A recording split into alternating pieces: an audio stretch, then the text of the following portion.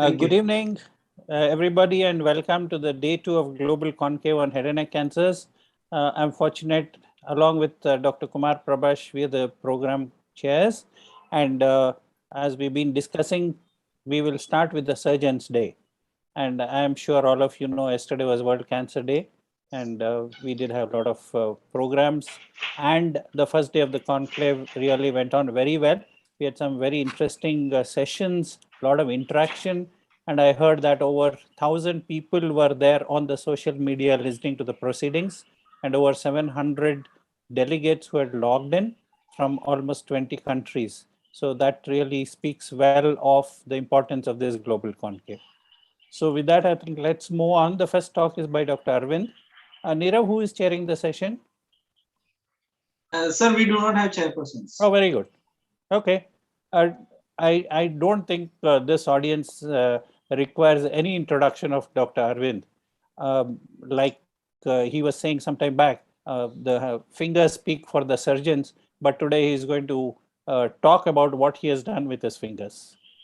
So Dr. Arvind, over to you. You're going to talk about early head and neck cancers, the surgical oncologist perspective. And I know Dr. Arvind for several years now. He's one of the pillars of the surgical society across India. And of course, he's made a lot of name across the globe as well. And he's in one of the premier institutions, Cancer Institute, Adyar. I had the privilege of... Thank you, sir, for the kind words. And I also thank the organizers of the Global Conclave of Head Neck Cancers, along with Dr. Kumar and all the other leadership of Rajesh Bhai and entire team. My job was to speak on early head neck cancers, surgical oncologist perspective, but since I know that we have the superstar JD sir having the panel subsequently, so I thought like I will give some little holistic perspectives and allow sir talk through some of the other clinical nuances. So I will broadly give an overview of early oral cancers, I thought, because early head and neck is sort of, too broad a perspective. Head neck cancers, I know the 6th most common cancer worldwide, 8th most common cause of death, very heterogeneous. And as I said, I will stick to oral cancers. And according to the Globocon 2020 data, these are some of the numbers of oral cancers. And one needs to remember that there is a geographical variation in the incidence. When it is 3 to 4% in US and Europe, a very high prevalence in Southeast Asia, close to 30 to 40% of the male cancers in India are head and neck cancers per se. And this is all the Globocon data across the gender showing that it is almost the top cancer with regards to the incidence in case of males, but in case of women, it is almost there in the top 5. The more important aspect is the future projection, which they say that it is bound to increase by 30%. And hence, it's a very important public health problem, at least from the Indian perspective. Global trends with regards to gender and age, and this is important for us to understand. Initially, it was a male cancer, but now the gap seems to be narrowing between males and females. Initially around 4:1, now it is around 2:1. And the median age of diagnosis is also very important, especially with regards to the treatment perspectives. The EBV-based cancers are around 50 years. The HPV-based cancers, the median age is around 53 years. But the non-viral associated head neck cancers seems to be around 66 years. But in case of India, of course, we find that a majority of the cancer seems to be occurring a decade or two earlier. And we are seeing many younger patients also with head and neck cancers, which is something that we may be talking in the panel as well. There are very many subsites to head and neck cancers, and we realize that majority of the subsites, especially the larynx, the nasopharynx, and oral, seems to be pretty much plateauing or slightly decreasing trend, whereas the oropharyngeal cancers at least seems to be having a very high trend. With regards to Indian subcontinent, of course, oral cancers. With regards to oral cancers, mouth and tongue cancers seem to be more prominent. And even in our Madras Metropolitan Tumor Registry, that was it. Now, it, of course, is the Tamil Nadu State Registry. We find that the incidence of tongue cancer per se seems to be increasing by around 25% in the last 25 to 30 odd years. So this is something that we saw in a couple of about 4 or 5 years back. What we interestingly found was contrary to the popular perception that majority of the oral cancers present in advanced stages, about 45% of our tongue cancers presented in early stages. They were not associated with tobacco habits, neither with alcohol habits. And we thought that we should explore certain other factors in the tumorigenesis, and especially of tongue cancers. And we are not talking about the buccal mucosal cancers, which seem to share a slightly different game. So we thought we'd try not explore the role of HPV, and we've seen that to be a major player in oropharyngeal cancers. Non-oropharyngeal cancers, we don't know. Our group actually went ahead to do a validation or exome sequencing in our patients of oral cancers. And what we actually found, and this is hot off the press, this we published a couple of days back, we found that P16 not a surrogate marker for HPV in oral cancers per se. And we actually found by exome sequencing that HPV did not have a significant role to play in oral cancers vis-a-vis oropharyngeal cancers. So now coming broadly to the management of some of these cancers, we know at least in the cases of oral cancers, although the levels of evidences are very, very less, you don't have many randomized controlled trials in the management to guide the management broadly of oral cancers. But generally, upfront surgery seems to be preferred in the management. Of course, in Dr. J.D. Sir's panel, we can discuss about the other options also, especially in the advanced stages or the early stages as well. Elective node dissection, as has been the famous N0 trial by Dr. Bicruz. It has been right now validated across various other meta-analysis, now the standard of care even for the N0 neck. Reconstruction, of course, is based on the defect. Adjuvant treatment based on histopathology, and we will discuss that in the panel. Two major changes that has come up in the 8th edition of AJCC is inclusion of depth of invasion and extranodal extension. What it does, it tends to upstage the tumors. With every 5 millimeter increase in the depth of invasion, the T stage seems to be increasing. And with extranodal extension, they all tend to get to staged as N3B, which warrants a treatment with adjuvant chemotherapy and radiation. But what really has created the buzz in the last couple of years is the concept of sentinel node biopsies. 3 randomized controlled trials have come. The SENT trial, of course, is slightly an older trial of 2015, but in the last 2 years, we have got 2 important trials. One of the Japanese group, Hasegawa, in the JCO 2019, and last year, the Sentinel trial by Garrel, again in the JCO. And of course, you have a slightly ongoing trial. But certain thought-provoking issues, perspectives, I thought I would like to share, because in the interest of time, it's very difficult for me to sort of give the entire perspectives of sentinel node and oral cancers, which would become a talk by itself. We must understand that these 3 trials basically were non-inferiority trials, and actually they proved the non-inferiority. They said that almost the conclusions were that sentinel node biopsy is a worthwhile option to consider in early stage oral cancers. So that is something that we must understand. They assumed a non-inferiority margin of 10 to 12%, which is slightly suspect. Majority of the experts feel that a non-inferiority margin of about 5% would be slightly more reasonable. At least in Garrel's, the Sentinel trial, 12% of the patients had oropharyngeal disease, and we know based on the AJCC 8th edition that a lot of the tumors, at least in the West, tend to be oropharyngeal cancer. So a mixing of oral and oropharyngeal cancers is maybe skewing the results a little bit. The other issues were with regards to the neck and shoulder morbidity and the cost effectiveness, which are very, very important and relevant issues when you consider that 2 modalities are non-inferior. And these 2 trials did not actually study much. The initial trial by Hasegawa's trial showed that slightly better, but after 1 year seemed to be equivalent. Cost effectiveness was also not much studied. And there were slightly some issues with the adjuvant treatment with regards to giving of radiation therapy and chemoradiation therapy.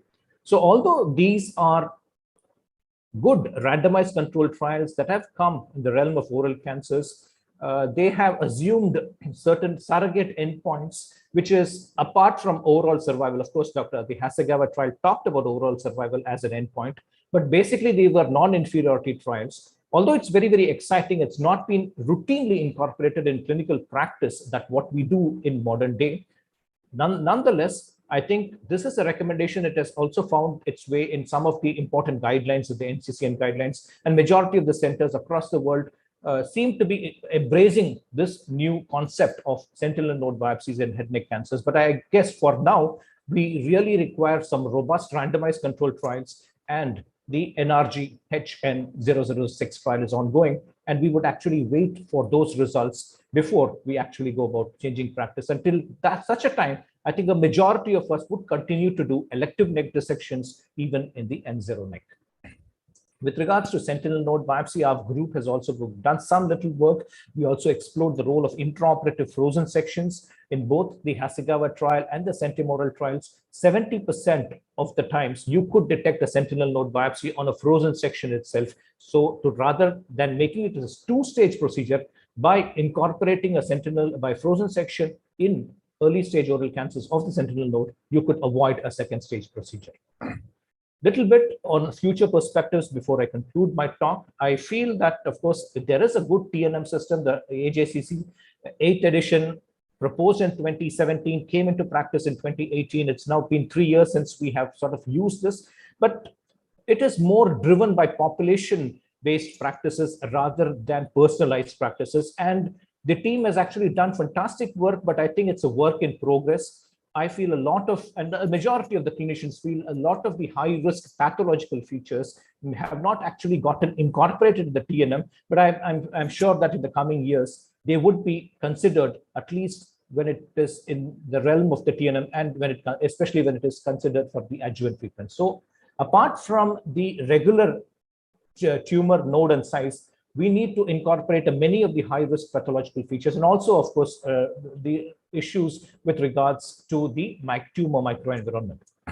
And this is also some study which the head and neck HNCOG group, which I was also one of the part, we published some of this results, which has come about 3 or 4 days back, Jan 31st, that actually went on to say that apart from the regular T and M, there was an impact of perineural invasion, lymphovascular invasion, and moderate to severe differentiation, which actually sort of impacted on the overall survival of around 742 patients of retrospective data. This is from 2006 to 2013 of advanced oral cancers. So to say that it is not just the T and the N, but one must also give credence to perineural invasion, lymphovascular invasion, and differentiation when you are making a distinction or a judgment to give adjuvant treatment or whether to scale up the adjuvant treatment for such patients.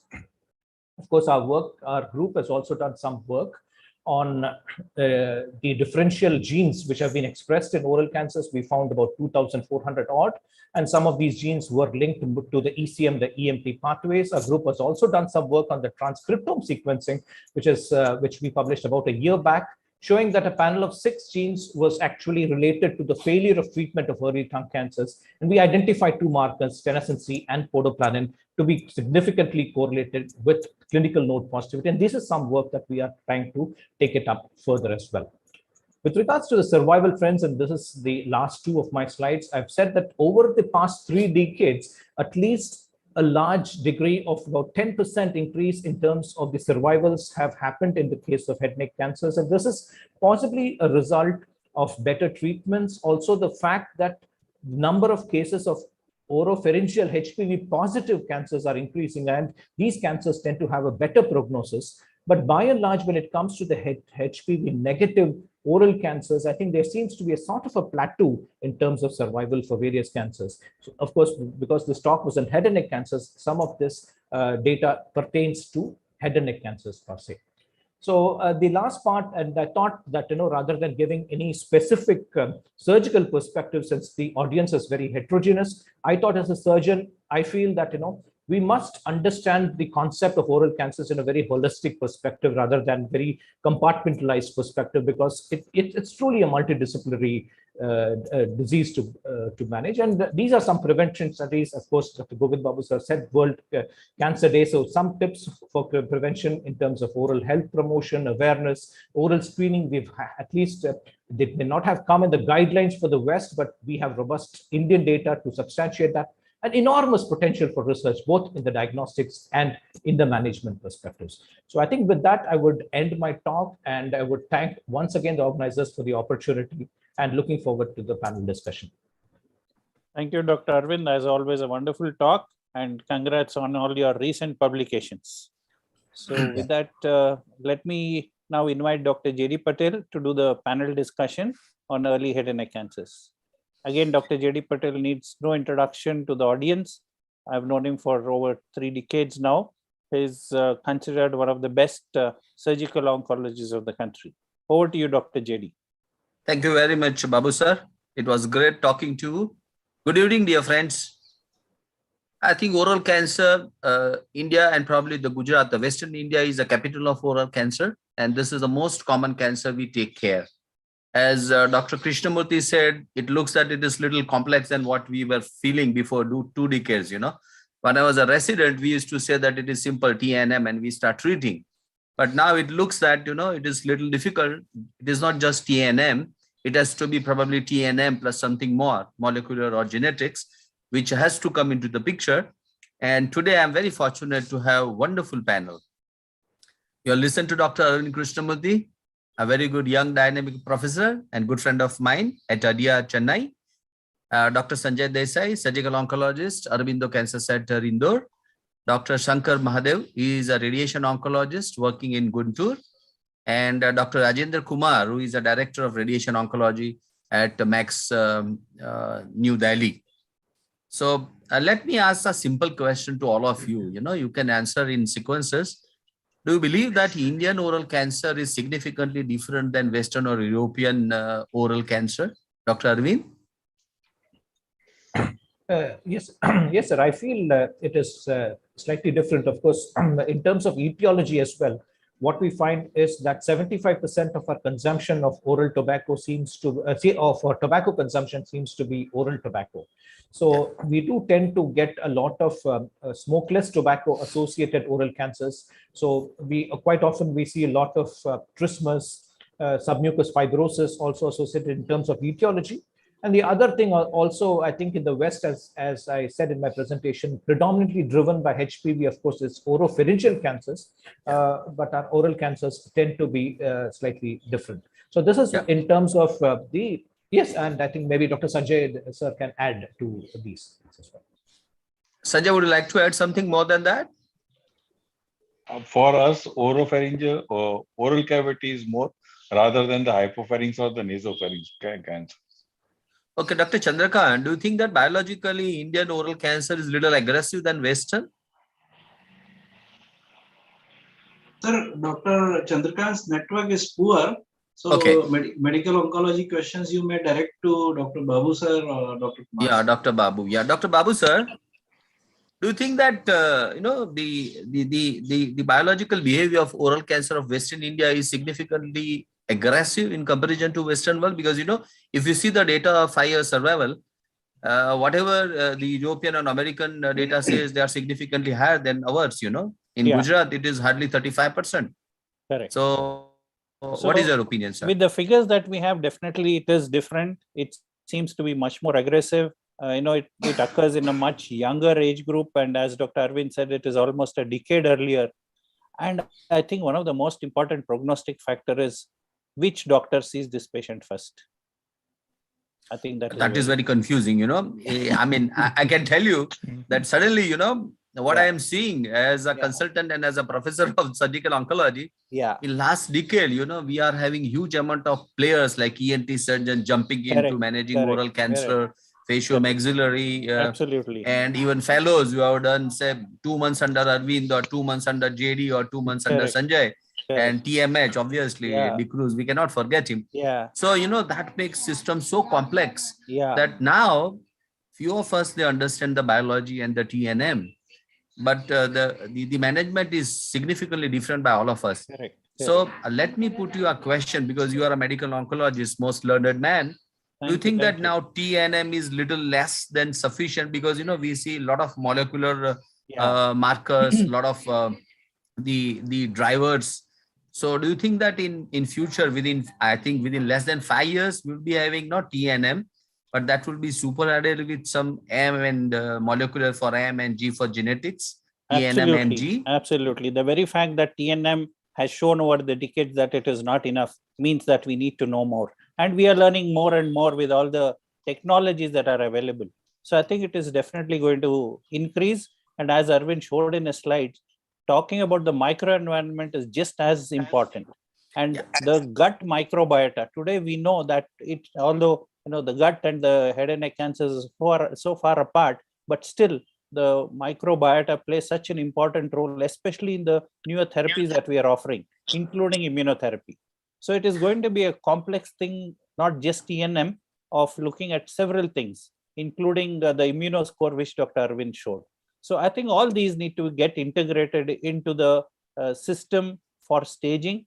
So we will have a TNM staging. We'll have much more of the the pathologist giving in a lot more inputs, and that will decide what sort of treatment each patient will get. I totally agree with you. TNM is grossly insufficient. Yeah. So now the fourth player, I would say fifth player is pathologist. Yeah. Now let me ask Arvind and Sanjay, how many times do you go to your pathologist and talk about this final histopathology report? That is most important for us. Absolutely. Arvind. In fact, we talk to them while doing the surgery as well. So a lot of time, great. Like, so whenever in doubt, we sort of, go there. The thing is that, of course, what I want to say is frozen section should be judiciously used. I don't actually say that without frozen section, you still can do, and there is a data from the Tatas to show that if you have got good margins, that is about 7 millimeter or more gross margins, then they say you are reasonably good. But when you are in a tertiary center, then you do have the luxury to have a pathologist with a frozen section. You take the specimen, and also maybe in clinical practice, what happens on medical legal grounds or any other grounds, you want to be really safe. So in real world practice, you tend to sort of rely more on the pathologist for margins. But of course, the evidence may actually point a slightly differently. Yeah, and let me add a small comment that even in Mumbai, say out of 100 patients, only 35% of the patient they go to TMH. In Ahmedabad also, hardly 35% goes to GC and RI. So rest are in private practice. So frozen section is feasible, but it looks little difficult and very costly affair. Now let me ask Sanjay that importance of depth is now considered as most important. How do you assess clinically as well as by imaging? How will you assess the depth of the lesion of oral cancer? By depth is on MRI in oral cancers, and clinically it is bimanual palpation wherever it is possible. And if clinically, if the skin is involved from a buccal mucosa cancer, then the depth is always going to be palpable. If the skin is not free, that will show the depth of the lesion. And coming to your point, to visit to the pathologist, my residents and myself have visited for orientation of the specimen multiple times, for showing them the tumor margins, for asking them how to dissect the nodes, how to draw the diagram. We have visited them, and for that, basically, it is MRI and the clinical palpation only. Okay, Arvind, have you ever done a transoral sonography for knowing the depth of the buccal mucosa? Not exactly, sir. But I've heard that at least in TMH, Abhishek Mahajan, I think their group, or even earlier also, they had done some work. And very recently also, I think there is some data to say intraoral ultrasound may be complementary. But for me, sir, I don't really feel we are emphasizing too much on the depth of invasion clinically. Yes. Depth of invasion pathologically is much, much more important. Because clinically, of course, intraoperatively, of course, you can guide it. Clinically, with the patient now pinching the tongue and all those things and all, it's not that great. And as Dr. Desai said, radiologically, with an MRI, you tend to know, sort of know. So what really happens is in most of the cancers, we tend to address the neck. So for me, knowing the clinical depth of invasion, I don't really sort of, it may help in sort of, prognosticating the patient a little bit here and there. But the extent of surgery for me doesn't really change. Of course, it all depends on how intraoperatively I palpate the tumor and give the margins and all those things. So more important for me is the pathological depth of invasion that actually guides further treatment and prognosticates better. Perfect. I agree that, final histopathology report by a competent pathologist, is most reliable. Probably I would be saying that would be the foundation stone for further treatment. Now, let me ask Dr. Mahadev that, sir, as I told you that now oral oncology is being managed by a lot of players, I would not say, but I'm compelled to say that, it is like too many cooks spoil the broth. It is like, we receive as a regional cancer center, we used to receive a lot of patients who has primarily been excised and they send the patient for further management. Now, what is your experience as a radiation oncologist that somebody has excised a tumor of say 6 millimeter of the tongue with a wide margin and it is reported as negative? Now, how do you proceed to manage such patients in your radiation oncology OPD? Usually we ask the slides and blocks to be brought to the department. We show to our pathologist whether the margins and everything, whatever they're told, the surgery is complete. So let me be your pathologist. Yeah. It is more than 4 millimeter. Peridural invasion present, margins are safe. So then we usually go for post-op adjuvant radiotherapy. And many times the pathologists also, we are in all the B or C class centers. We can't rely on many pathologists. 1 or 2 are there who are very good. I understand. We rely on them.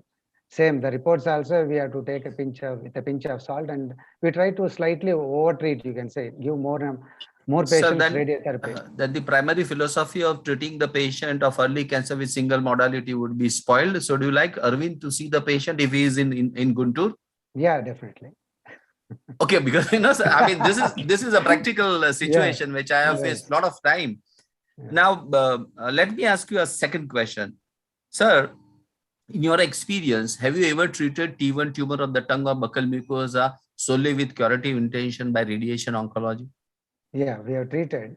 Suppose what's your experience? Yeah, but I think the experience is not that good. A lot of too many toxicities with the tongue and thing. We are not happy with that because of the surgical some comorbidities or patient preferences. We try to give, but we try to cure it. But lot of toxicities are there. We prefer for them to go to the surgeon. Okay, sir. Now let me bring our second radiation oncologist friend, Dr. Rajendra Kumar. I'm sure he is on panel now. Okay, yes, sir. Good evening. Good evening, sir. Good evening. And now I know that you have worked with a tremendous friend of mine, Dr. Rudra at Shalimar. Gee. Yeah, sir. Yeah. So, sir, now your experience about treating the early oral cancers like buccal mucosa or tongue with primary radiation therapy. So, sir, it's not very common to treat by radiation oncology, but we have treated so many buccal mucosa, lip, and oral tongue with comorbidities mostly. For example, we treated 2 years ago a buccal mucosa. So he was father of our internal medicine boss, and the uncle ji was 76 with so many comorbidities. So we treated with brachytherapy, testis brachytherapy. Lip, T1, T2, sir, I have worked with Dr. A.K. Anand at Max Saket for last 10 years. So lip, mostly we usually discuss in tumor board, T1, lesion, clinically N0. If patient agrees, we used to offer brachytherapy. So lip, we have treated around 4 patients in last 10 years. Tongue, only 2 cases, sir. So we have treated. So as I understood that, still in India, the primary, the weapon which we use for early oral cancer management is a knife. Yeah, sir. I also agree. Yes. Okay, fine. It gives so many informations actually, sir, regarding your PNI, your nodal status as compared to brachytherapy. So let me ask you a question. The bosses, JD. Sir, let me ask you a question that, in a biopsy specimen, if Dr. Krishnamurthy expects that Dr. Babu should get a molecular study done as a routine, do you accept this? So as on today, it is still a research tool. Okay. We don't have enough evidence, but we need to build evidence because we can't expect somebody else to build evidence for us. So it is happening. A lot of centers are doing. In fact, at our hospital, we have started work on tongue actually. Okay. So to look at all these genomic alterations. Because why I'm telling you is that, recently I have taken a charge of chairmanship of ethics committee of Gujarat University, where almost 15 students are given basic oncology thesis for PhD. Excellent, excellent. So I'm exploring a possibility that why not we collaborate with them. Yes, very good. Fantastic. Okay. Let me ask once again our friend Dr. Rajendra Kumar that, sir, Dr. Krishnamurthy has done a level 1, 2, and 3 dissection, and there is only one node positive and there is no extracapsular spread. So what would you do if the patient, unfortunately or fortunately comes to your OPD? So if even a single node is positive, early oral cavity cancer, sir, mostly in our practice, we offer adjuvant radiation alone. Do you think it is justifiable? So depending upon how educated is the family, how good they will be in their the patient follow-up. is PhD, sir. Patient is PhD and very closely relative of a leading politician of Delhi. Yeah. He can come every day for follow-up. So we discuss with close follow-up versus giving adjuvant radiation upfront. So as a radiation oncologist in a single node positive also, I'll be towards treating him as compared to keeping him on follow-up. Because, sir, in the last couple of years, I'm feeling little tension, because if I develop cancer, I know that they are going to offer me surgery, medical oncology, and radiation oncology. So that means by default, I'll be getting all three treatments. So I'm a little worried, because when I was a student, I used to read that early cancer doesn't require much of the treatment. It is single modality treatment which you require. Dr. Babu, your comment. Yeah, I totally agree with you on that. I think that is the importance having a multidisciplinary team to decide on the therapy. I think that's very, very important. That reminds me of a slide one medical oncologist from UK had put up the slide in one of the talks. He said, if a patient goes to a surgeon, he'll get surgery. If a patient goes to a radiation oncologist, he'll get radiotherapy. If a patient goes to medical oncologist, he'll get chemotherapy. And the last sentence was, if you go to a barber, you will get a haircut. So I think we need to have a multidisciplinary approach for almost every patient, especially if we have a doubt, especially when there are multiple things that need to be discussed. So in fact, we should involve the pathologist also as a part of the MD. This compels me to ask a question. Theoretically, tumor board has to be there. Yes. So do you think that it is happening in our country? I think this question is for all of us. It is an introspection, Correct. Let us have introspection. Yeah. Because India is our country, no Americans would come here and teach us. Absolutely. It is we who has to create evidences. Absolutely. So I think it is happening in most centers. One is because of the science that is developed. Other one, today, the medical legal system is pushing you. I think that is a good thing that has happened. So it is happening. Indirectly, that is making us auditable. Absolutely. Otherwise we don't do medical audits. Yes, that is true. I totally agree with you. And now, as a surgeon, this is question for Sanjay and Arvind. Now, if you are given an option that you can do whatever imaging for studying the tumor, what are the minimum and maximum investigation would you like to offer as an imaging? For which lesions? Oral cancer, dear friend. Oral cancer only, MRI, no PET scan. Arvind, do you agree that MRI will give you good status of lymph node metastasis if you are looking at? Sir, again, as Dr. Desai sir also said, also it depends on whether it's early stage or advanced stage. It is early stage. I think it is left upper buccal sulcus. There is a margin of around 4 millimeters of the alveolus. Right. So in that scenario, I think you're very, very specific. So in that case, I think sometimes a CT scan with a puffed cheek technique, especially would sort of give you the better result. MRI, as Dr. Desai said, is quite a good modality, especially for the midline structures, the tongue cancers, the base of tongue, and also for some of the maxillary sinonasal tumors. MRI is really good. But by and large, both these imagings are sort of complementary. But in Indian cancers, the gingivobuccal cancers, wherein you want to actually know whether your mandibular bone invasion is there or not, then CT scan with the puff cheek technique may be a reasonable option. Okay, let me ask Dr. Mahadev. Sir, now the pathologist has reported that the tumor was 8 millimeter, the depth was 6 millimeter, there were 2 nodes positive, there is no extracapsular spread, perineural invasion is there. Now patient is pushed to you for adjuvant radiotherapy.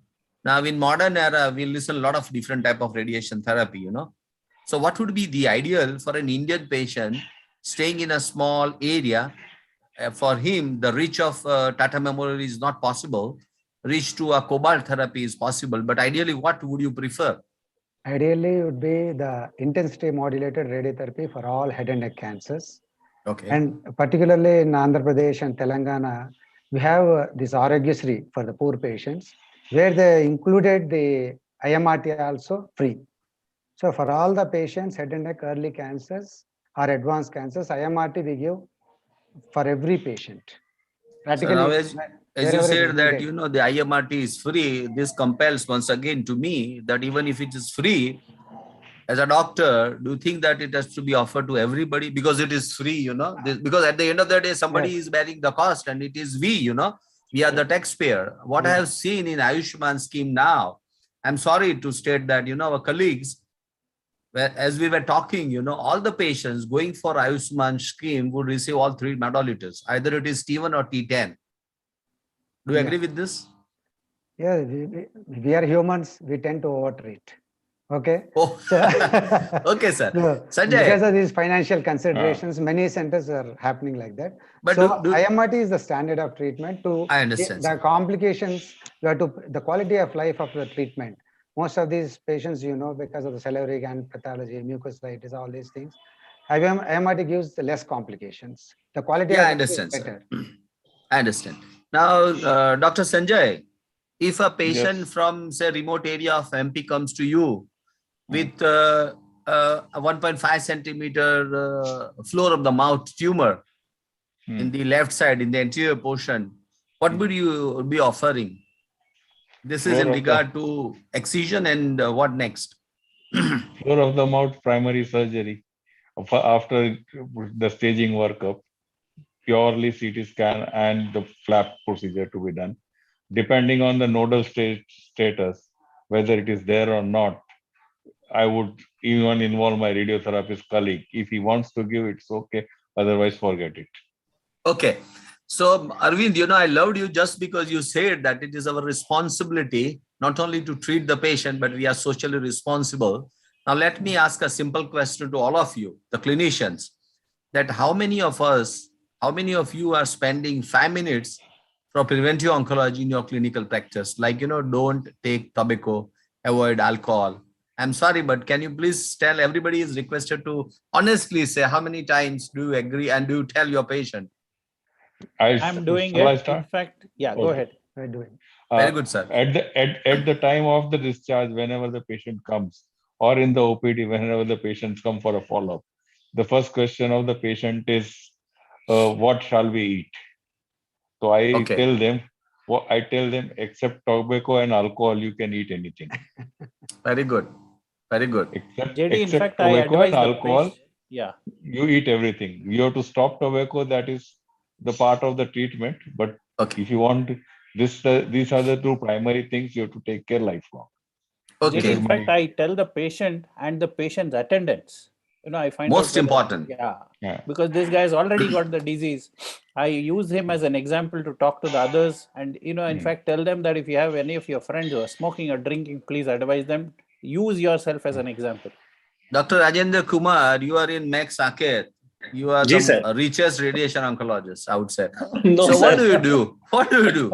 So, we have kept, sir, a counselor with our team, and her aim is to educate people, to educate family members about preventive things, about preventive investigations, and about the diet. So we always ask them, please leave this tobacco, please leave alcohol, please keep your oral hygiene, go to other family members also, sir. That's great. So it takes care of a lot of their questions and their emotional things also, sir. That's great. I mean, because, I was very fortunate to be a clinician as well as a manager. In management style, it is said that whatever footsteps you get in the hospital, they are potential customers. But as a cancer surgeon, let me tell you that, those who are coming in hospitals, so footsteps in the hospital of oncology is a golden opportunity to make them sensitize for de-addiction, for good feeding habits, a good sort of a diet, subsequently that would help our country because we are poor, we are little illiterate, and we are most responsible people.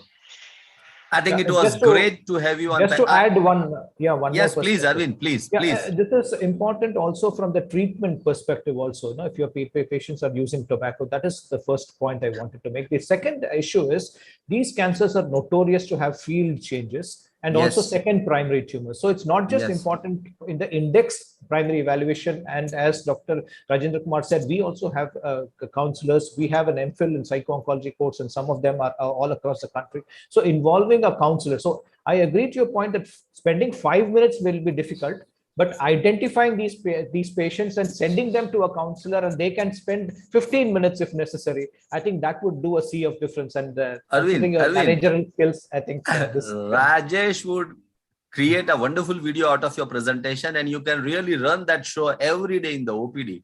But last question I would like, because you posed a question about multicentricity. That is very common. I might have not less than 100 photographs where I will be having oral multiple cancer. So let me ask you a final question. Would you like to get PET-CT for every early cancer of oral cavity? PET-CT, because they claim that you can easily find out multicentricity. No, difficult. No. The evidence is not there. Of course, they are trying to sort of study micrometastasis in the neck nodes by PET-CT. There was a recent some ASCO the JCO publication last year. But I guess in regular practical practice, I don't think that we should. We should actually endorse good clinical practice, choosing wisely. And PET-CT is something that we would not sort of recommend. Finally, I can see a big man called Chandrakant. Thank you very much, boss, for coming. I'm sorry. I'm at the end of the program, but still, when you are here, let me ask you, because we discussed about molecular and the genetical studies to be included in TNM. You can give your remarks and comment. Do you think that TNM is little less than what we required? So I think we are in the process of evolving as far as the biology is concerned. HPV status, P63, they are there. We are thinking of de-escalating based on biology, but still we are just thinking. We have not yet come to those lines. So thanks for the question, sir. I think that's what is my thought. I would like to thank Dr. Mahadev, Dr. Sanjay Desai, Dr. Rajendra Kumar, Chandrakant. You are late, but you are always there. So thank you. Dr. Arvind and my dearest friend, Dr. Babu. It was great. I think all of you made the panel exciting and interesting. And my intention was just to deliver the messages for the crowd who are not hardcore oncologists. Thank you very much, Rajesh, for giving me this opportunity. God bless us all. Thank you. Thank you. Thank you very much, sir. There is a question in question box. Would you like to take it up? I mean, you can read those. I'm a little lower, but still I would like to read that. Dr. Ashok I change Kumar, my age, very frequently, very selfishly. Having a counselor talk to the patient is good, but when the oncologist counsels the patient... No, not that one, sir. In the question box, I will read it for you. Yeah, please. Dr. Ashok Kumar has asked, should brachytherapy not be kept an option to morbid surgery for early stage oral cavity cancer, especially lips, buccal mucosa, and tongue, with no clinical evidence or imaging? I had the same intention, but let Dr. Mahadev comment on that. Yeah, I know the facilities, if they are there, it is the best. Very few centers are there in India who does regularly this brachytherapy. Wherever the facility is there, definitely you have to keep for stage 1 the option of this brachytherapy. The expertise is there. Yeah, Dr. Rajendra Kumar, would you like to add something about that?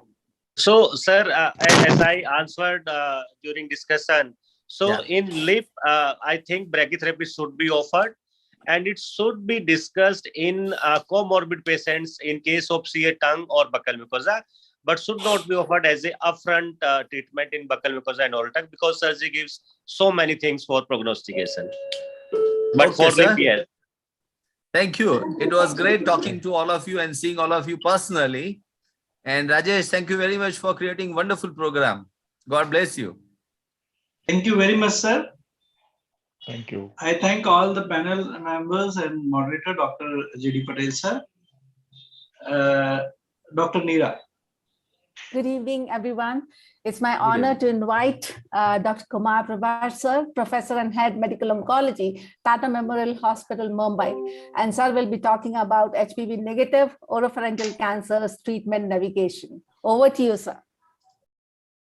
Good evening, everyone. And at the outset, well, thank the organizers for this opportunity. And I just share my slides.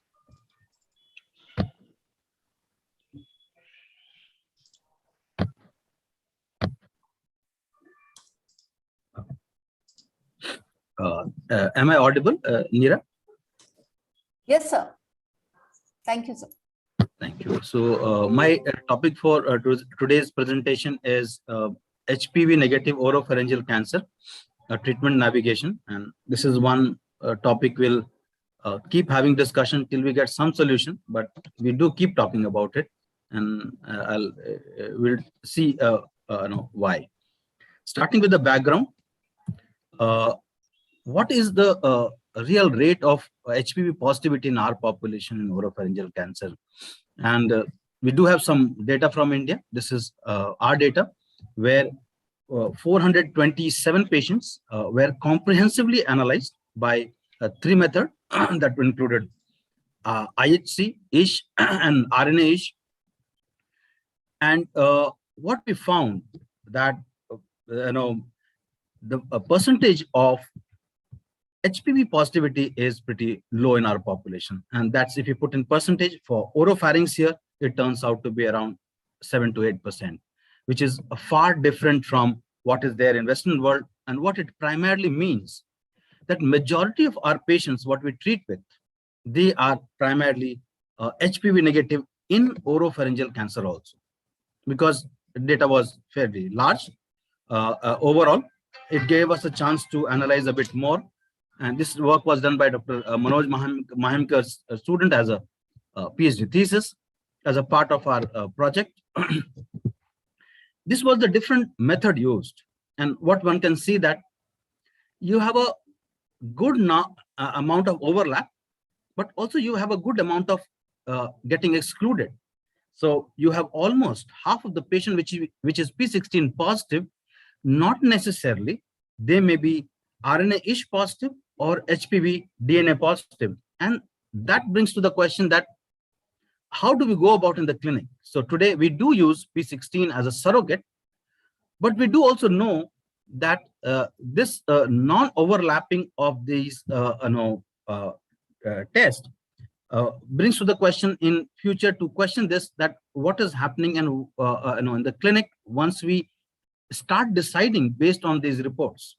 And we also did analyze the data for outcome, and what it suggested that if we take overall survival, if it is positive by RNA-ish, no doubt they do very well, and absolutely looks like once you have patients who are RNA-ish positive, not only they do survive well, if you take loco-regional control, it looks they do very well. So RNA-ish positive, they are majority of them, they are non-tobacco users, and outcome is excellent.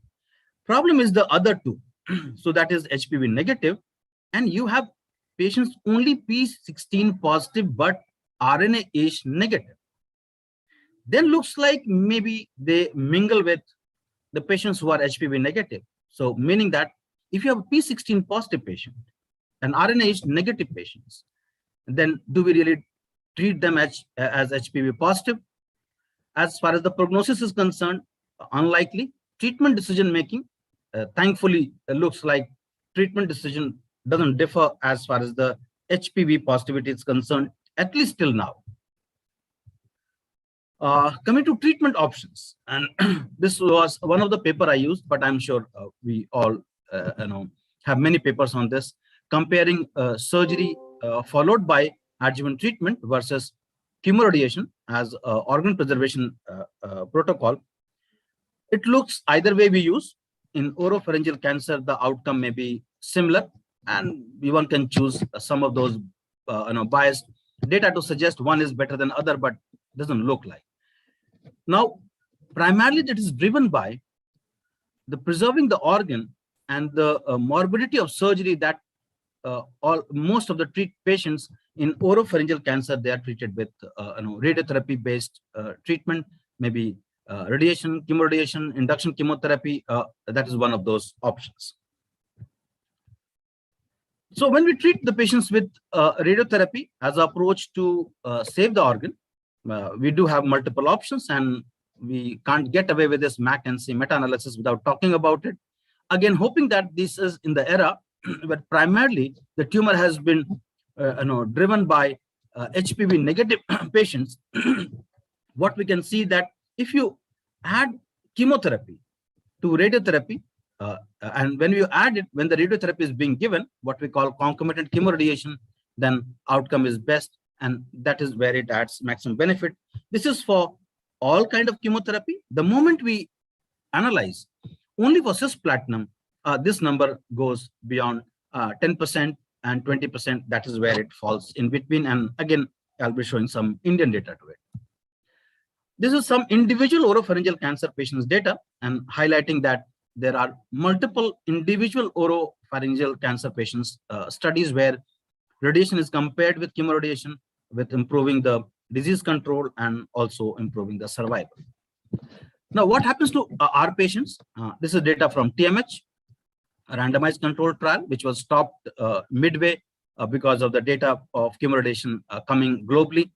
But it also taught us that if you add, that is 30 milligram per meter square of cisplatin to radiotherapy, then there is an improvement in local regional control, there is an improvement in disease-free survival, and there is an improvement in overall survival in these patients, where it was not statistically significant, but clinically meaningful because the numbers were fairly small. And we do expect that these are the patients from the same group, that is our own population, and there was no HPV testing done, but most likely they were driven by HPV negative patients. This is another data from All India Institute of Medical Sciences, led by Dr. Atul Sharma, and included oropharyngeal, nasopharyngeal cancer. And again, it highlighted that if we give radiotherapy, we add chemotherapy to radiotherapy, at 3 years, the improvement in survival is around 20%. And that's what I was highlighting, that when we talk chemoradiation, it has a very wide meaning, that what radiotherapy we give and also what chemotherapy we give. So if we take all chemotherapy, if we give only hydroxyurea, the benefit will be different. But we give cisplatin, which was given here, that was 40 milligram per meter square of cisplatin, the 3-year survival improved from 42% to 62%. That is absolute improvement in survival of 20%. That was from, again, data from our own country, highlighting. And again, I feel that there is enough data from AIMS suggesting that their tumor also is primarily HPV negative patients, not in this trial, otherwise, and again suggesting that this trial would have been primarily driven by HPV negative tumors. There was a discussion in the previous presentation that yes, except for HPV positivity, where we have some good development for prognostication, we also have some data in nasopharyngeal cancer where there has been some meaningful improvement. In locally advanced head and neck cancer, looks like we are stagnating. After chemoradiation, we haven't seen a dramatic or fairly meaningful improvement in the survival outcome. We have seen meaningful improvement in the conserving the organ, conserving less surgery, modified radiotherapy, less toxicity, some chemotherapy agents which may have less toxicity. But again, we have not seen improvement in survival. And there has been a lot of effort, and that includes neoadjuvant approach, adjuvant chemotherapy to be added, altered fractionation to be given, but looks like it has not helped much. EGFR is one area where people have worked, and there is some evidence that if added to radiotherapy, it adds life, and in palliative setting, it again adds life.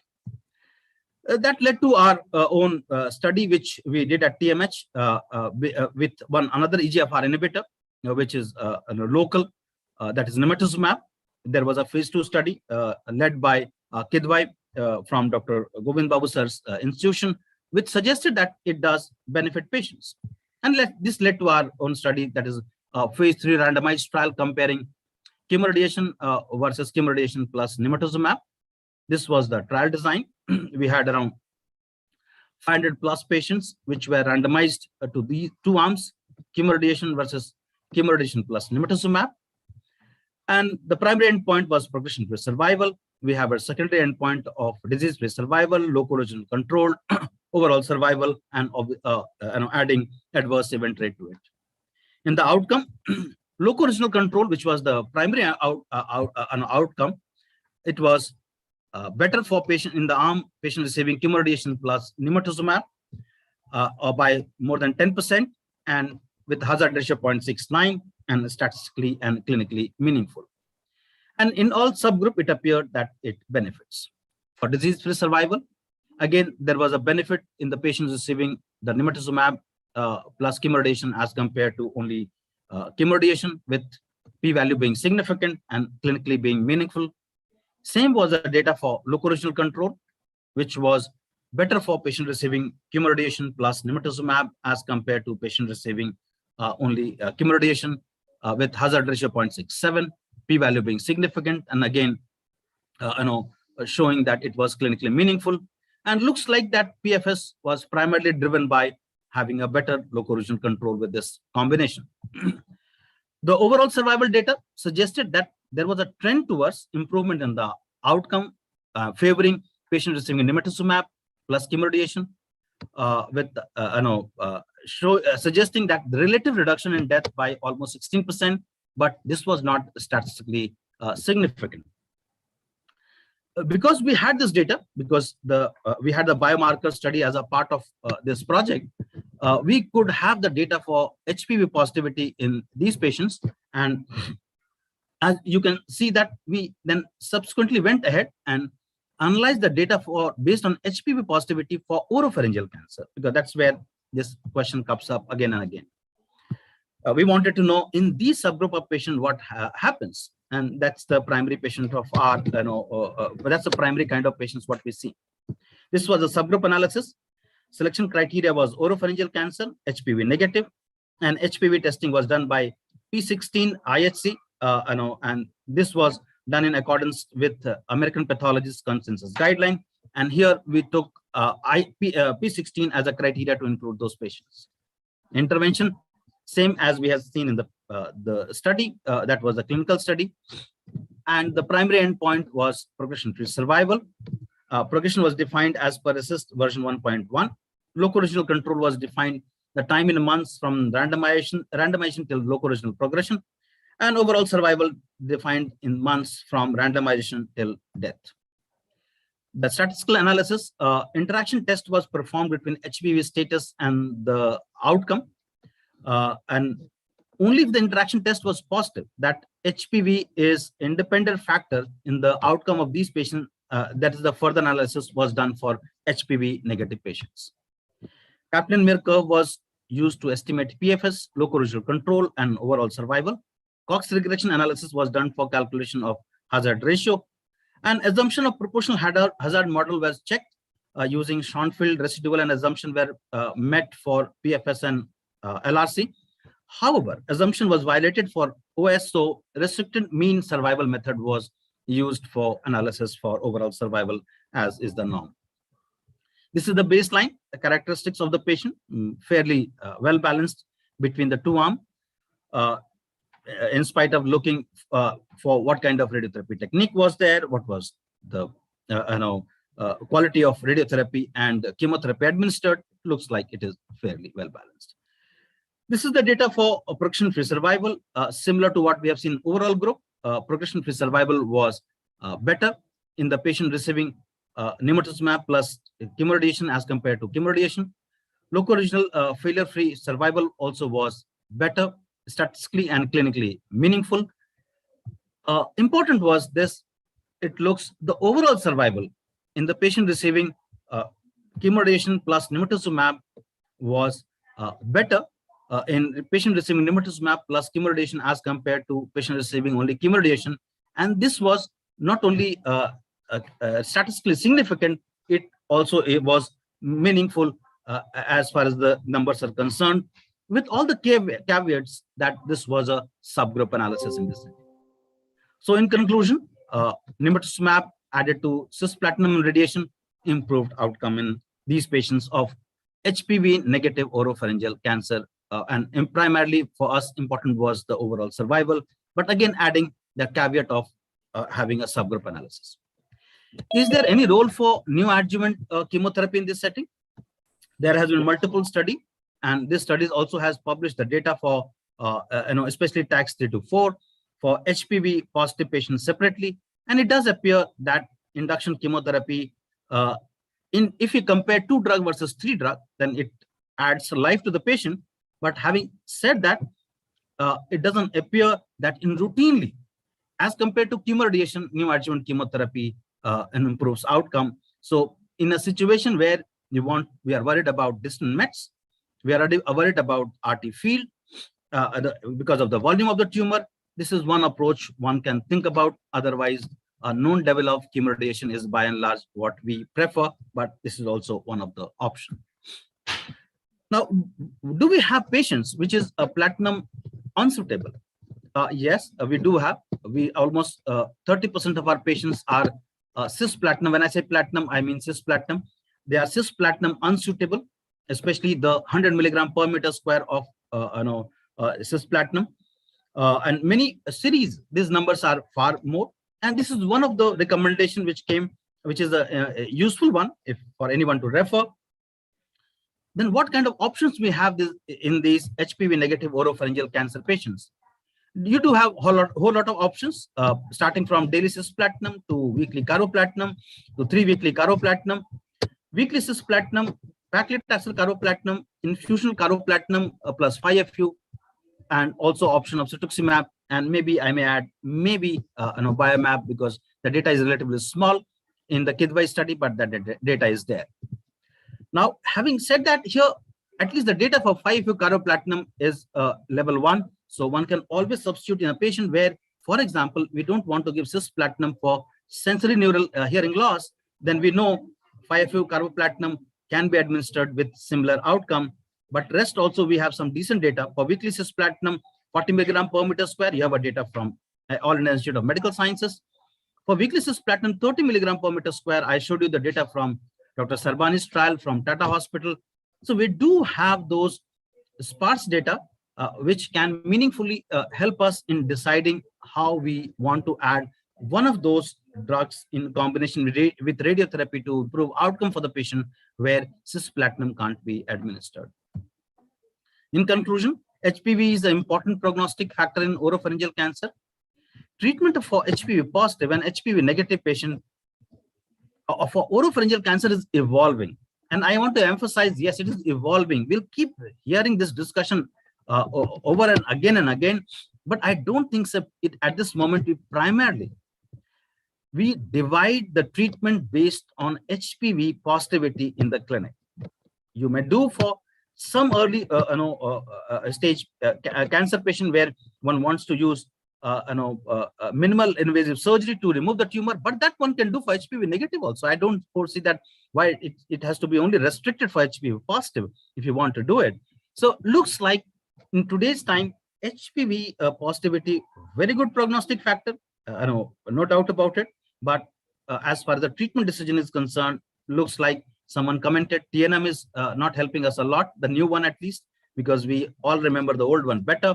Same is for HPV. Hopefully, we will have treatment stratification in future based on HPV positivity. So there is a need to improve the outcome for these patients because outcome for HPV negative patients are stagnating, and that has not improved in last many decades.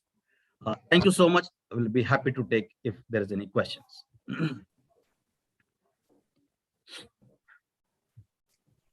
Thank you so much, sir.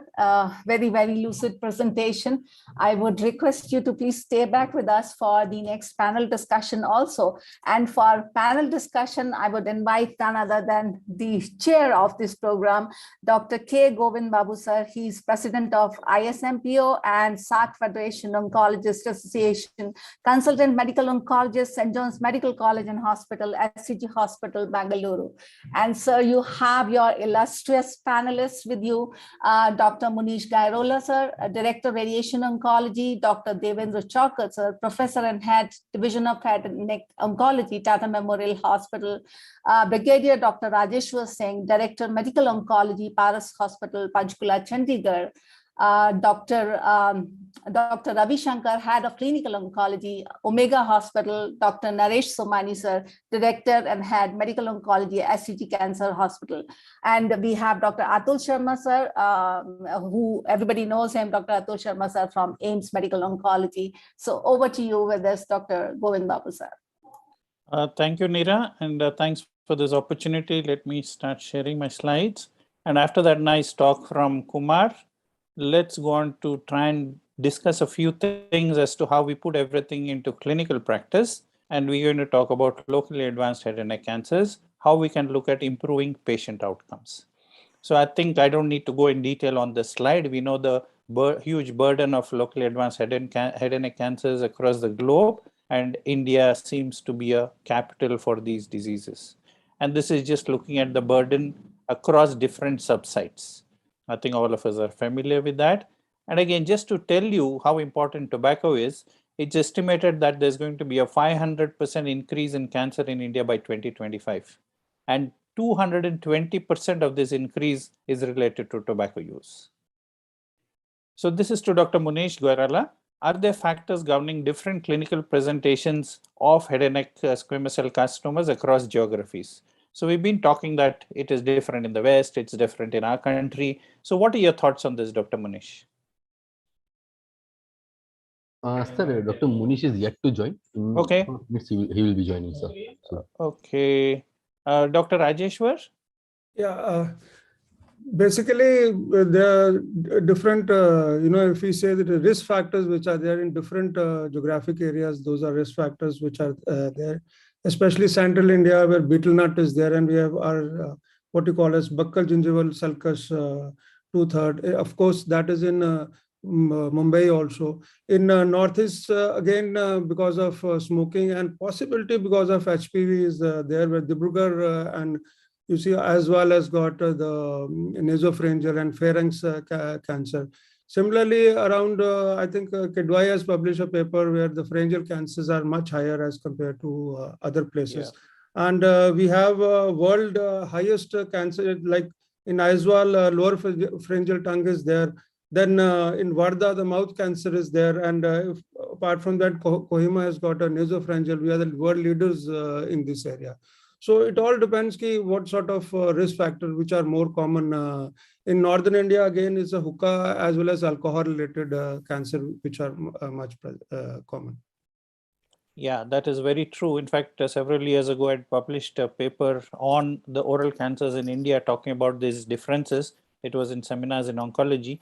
So, although we talk about oral tobacco use, even this form of tobacco is used in different forms.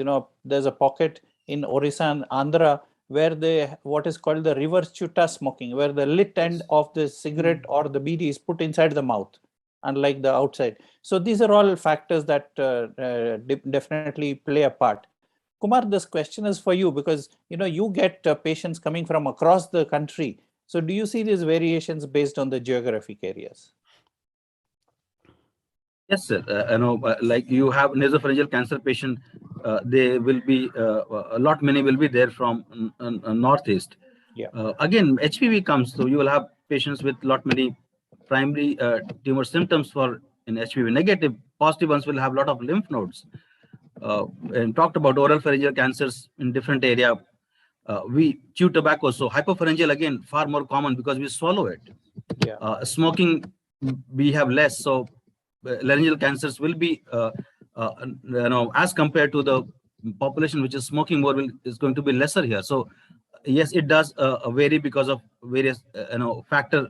You have oral cavity different, hypopharyngeal cancer being different in different areas, and nasopharyngeal cancers, and also the stage they present with. Rural areas not aware people.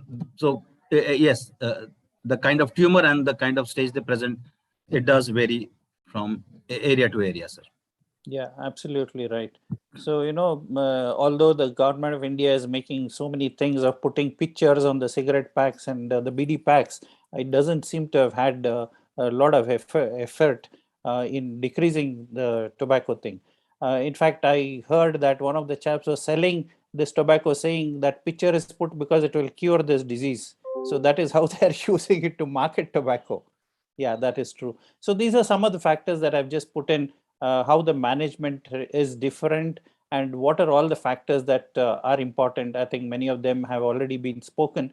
One of the important issues is the nutritional status and comorbidities. As we all know, most of our head and neck cancer patients are malnourished.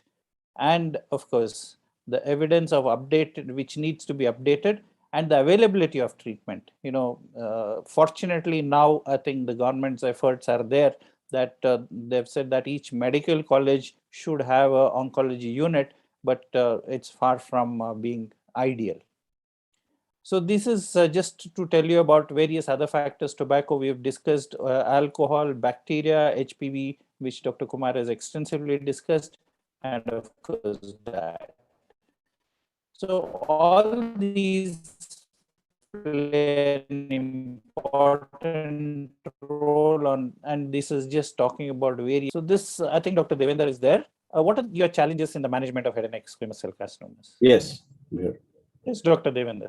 Yes. So this panel is on locally advanced. So definitely there are multiple challenges. Locally advanced, if you look at the classification itself, there are 14 different permutations, combinations, right from T1, N1 to T3, N3. You have all these are locally advanced, and you have 14. So the range is huge. And just by saying it's stage 3, 4, the treatment modalities differ. Some are clearly operable. Some are borderline. As Kumar put it, we are looking at new avenues of treatment, looking at new adjuvant chemotherapy. We are looking at increasing treatment in the post-operative setting, adding chemotherapy to radiation therapy. So yeah, so these are the challenges in locally advanced oral cancers that we face because of the variation in the presentation of these oral cancers. Yeah, absolutely right. As you said, locally advanced is such a huge spectrum, and it depends on where you are picking up this patient from. So this is a little bit about molecular biology and ongoing challenges. We are talking about the heterogeneity of this. Can I add something to that? Yeah, please go ahead. Hi. Sorry, just wanted to add for at least for the government hospitals, add to the among the challenges, probably the demand supply gap also probably is the very, very important. Yeah. I'm sure most of the government hospital do see this thing, facility versus the people who are seeking kind of the treatment they should be taking this thing. Absolutely right. Yeah. And most of the people who go to these government institutions are really ones who come in very advanced stages, the comorbidities, including the nutrition. So as you and me have seen over the last several decades, this is a very important issue. That's true, Atul. Atul, you want to say something else? No, that's what I wanted to make. Okay, thank you, Atul. So this is just talking about the heterogeneous nature of the disease, toxicities associated with the therapy. We don't have very ideal predictive markers. Of course, a lot of centers are working on trying to figure out what could be the predictive markers. And of course, we already discussed about transcriptome, metabolome, etc. Radiotherapy resistance, not just radiotherapy, whatever modality used, the resistance that is there to that. And of course, we are looking at working on the microenvironment, looking at the immunity, something called the immune score. And as you know, immunotherapy is now coming up in a big way in head and neck cancers as well. Of course, the affordability is another issue that we need to talk about. So this is some of the genetic alterations that are seen in HPV negative.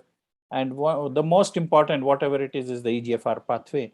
And the others which are now being recognized is the MET pathway and the Notch pathway.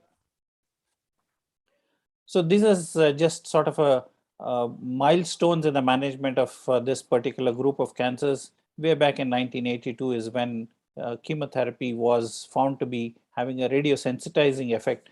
And over the years, we have had so many other trials developing and building on the evidence. And today we are talking about using the biologic therapies as well, and immunotherapy is making inroads there. So this is again to Dr. Rajeshwar. Do you believe that current standard of care for locally advanced head and neck cancer is ideal? Well, what we follow generally? Firstly, whatever trials have been done in Western countries. The problem is in Western countries, they get lesser number of patients in very, very advanced cases. We are not more than 40%. What we get is about 80% of the patients in advanced cases. So it is routinely what Western trials have shown that chemoradiation is the best. But you see, when we talk about chemoradiation is standard locally advanced, it is all right. But what we see is large masses, large bulky tumor, N2, N3 bulky, even T3, T4 are bulky tumor. So basically, if you go by trial, definitely chemo-RT is a thing to go. But we have to do much more because our survivals are much lesser at this moment as compared to the Western countries. So we have to go beyond the standard chemo-RT drugs. We have to add something. I know that neoadjuvant, that is induction chemo, is a difficult chemo to give to our patient, especially who are malnourished, old people, more than 60, who are not PS1. So what we are left is we have to add something to the standard cisplatin-based chemotherapy. Right. So this is a challenge for our patient at least. Yeah, what you mentioned is very true. So, the TNM is T4 and 3. As Dr. JD was telling, ours are T10 and plus. So those are things that we cannot follow the things that happen in the West, and we need to adopt and innovate and have our own guidelines. So this is some of the current options that we have. And fortunately, as Kumar remembers, we have also published our own guidelines in the Indian Journal of Cancer. And this is how we will look at treating, whether they're surgically possible to be treated or not. And if surgery-based treatment is done, what do you follow with? If you're looking at radiotherapy as the base for treatment, and you have all these options. One of the important things of looking at improving outcomes is adding biologics.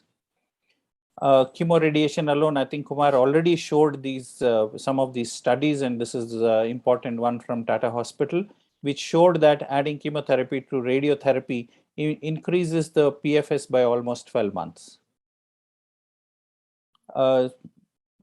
Then somewhere around 2006 is when we started looking at biologics, and the first one that was studied was cetuximab, which is an EGFR monoclonal antibody. But they found that adding this to chemoradiotherapy was too toxic. In fact, 2 trials had to be suspended because of the toxicity. So this is a meta-analysis of looking at current cisplatin or cetuximab with radiation. And the conclusion was that CTRT had a better overall survival, PFS, locoregional control, distant metastasis-free survival. But what was important was that cetuximab could not be added to the conventional chemoradiotherapy. So these are looking at various other chemotherapeutic options that we have. And many of them, the most important one is platinum-based. We have taxane-based as well. And of course, nimetuzumab, which you already heard from Dr. Kumar. So this is to Dr. Ravi Shankar. Do you believe that there is a relationship between EGFR expression and survival? Dr. Ravi Shankar, are you there? Sir, he is not there yet. Okay. Dr. Naresh, maybe you can take this question. Good evening. So Good with evening, the available Naresh. literature, I will say that the head neck cancer has a very high expression. And there is some correlation between the EGFR expression and the poor outcome. And that may be the reason that the drugs like the cetuximab or the biomab for that matter, that works in this kind of the situation. So this is just a slide I put up to look at the EGFR expression, overexpression in various tumors. And as you can see here, in head and neck, it's almost 95 to 100%. And therefore, people don't even try to look at the overexpression of EGFR in head and neck cancers because it's almost 100%, and you are justified in treating them with EGFR monoclonal antibodies without establishing the presence of the biomarker. And this is just to look at the clinical significance of it, again, across several tumors. And in head and neck, it is shown to have decreased DFS and decreased overall survival. As Naresh, you already mentioned this. So this is looking at the negative randomized clinical trials of CTRT, and this is looking at various agents, including the small molecule inhibitors, the tyrosine kinase inhibitors, and cetuximab. and all these have shown that adding it to chemoradiotherapy was not beneficial. So this is looking specifically at EGFR targeted therapies, panitumumab, nimetuzumab. These are the two which are available for us and we are familiar with. And as I said, the advantage of nimetuzumab, which Kumar has already shown us. So this is survival with different modalities. We started with chemotherapy with an overall survival of about 7 months, and with the data that we have of nimetuzumab with chemoradiotherapy, we're having follow-up in excess of 60 months from our very early study, and to show that that is beneficial. So with this data, again, back to Naresh, could nimetuzumab plus CTRT be the standard of care in locally advanced head and neck cancer in our part of the world? Yes. In my clinical practice, the patient who can afford it, especially the T3, T4 lesion or something like the N2, N3 lesion, especially the hypopharynx or the oropharynx or posterior pharyngeal wall, I always try to add the nimetuzumab based on the first trial which came from Dr. Govind Babu, and then the landmark trial from Dr. Kumar group from the TMH, and whatever experience and the publication which we had in between the period, lot of publications and the presentations were also there. So I am of the firm opinion that this particular molecule, which is basically the completely humanized molecule, is maybe the different from the cetuximab or the other molecules which has been attempted in this particular situation, is improving both PFS as well as the overall survival also. So I can call it as the standard of care. Okay, thank you, Naresh. And I think Kumar just touched upon neoadjuvant therapy as well. And we have recently published our data, in fact, Dr. Radhesham and the group, about using nimetuzumab in the neoadjuvant setting, especially in really very advanced bulky disease. And we have shown that this is in fact a good option. Like we said, we have to build our own evidence. We can't wait for the West to give this evidence in head and neck cancers. So why nimetuzumab is different? I think, Naresh, you already mentioned quite a bit of it. The unique safety profile, tolerability, established efficacy in combination with CTRT, which we don't have with cetuximab, lower dose requirement, favorable pharmacokinetic profile. So, there is, nimetuzumab, as you all know, is a molecule out of Cuba, and therefore it is not popular in the rest of the world, especially US, because of the political issues. Fortunately for us, Biocon started manufacturing it here, and we are fortunate to have the experience of using it.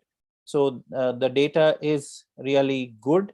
And important thing is, this is unique as compared to cetuximab because of its binding characteristics. And that leads to the lower side effects, including the rash that is seen. Not just the rash, some of the electrolyte disturbances that are really important, especially when you combine it with a drug like cisplatinum, which also produces electrolyte disturbance. And this seems to be the important safety profile. And the pharmacokinetics, again shown here, that the high therapeutic index of this drug ensures excellent efficacy with minimum toxicity. And therefore, they've also recently shown that nimetuzumab has some immune support system.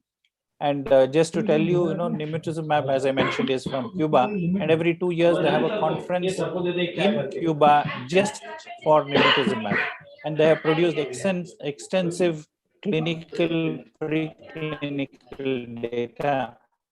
And from that data, we now know that it induces crosstalk between NK cells and dendritic cells, which generates DC1 polarization and maturation dependent on interferon gamma secreted by NK cells.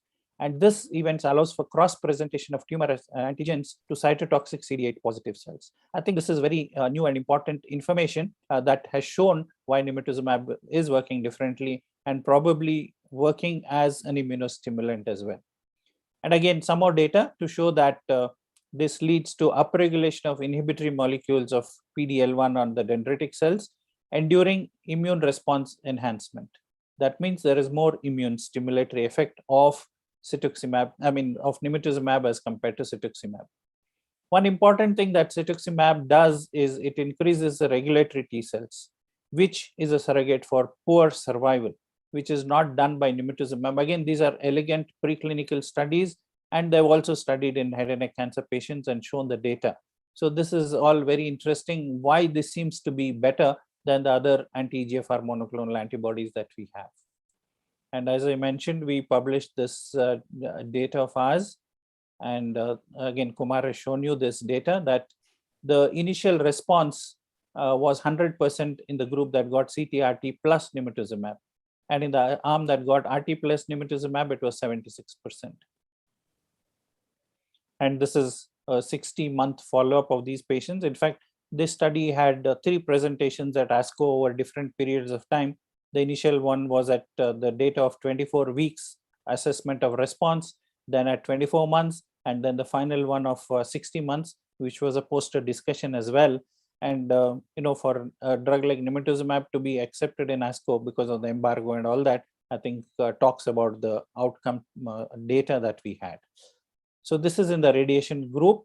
To tell you that the median overall survival was 14.36 months for radiation plus nimetuzumab and a little lesser for the radiation alone.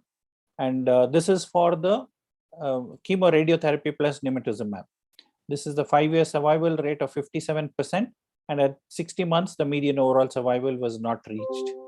So I think that, again, 60 months is a pretty long follow-up for these patients. And this is meta-analysis of various trials. And as you can see, I will not go into details of each one of them, all showing you that the diamond is towards the use of nimetuzumab.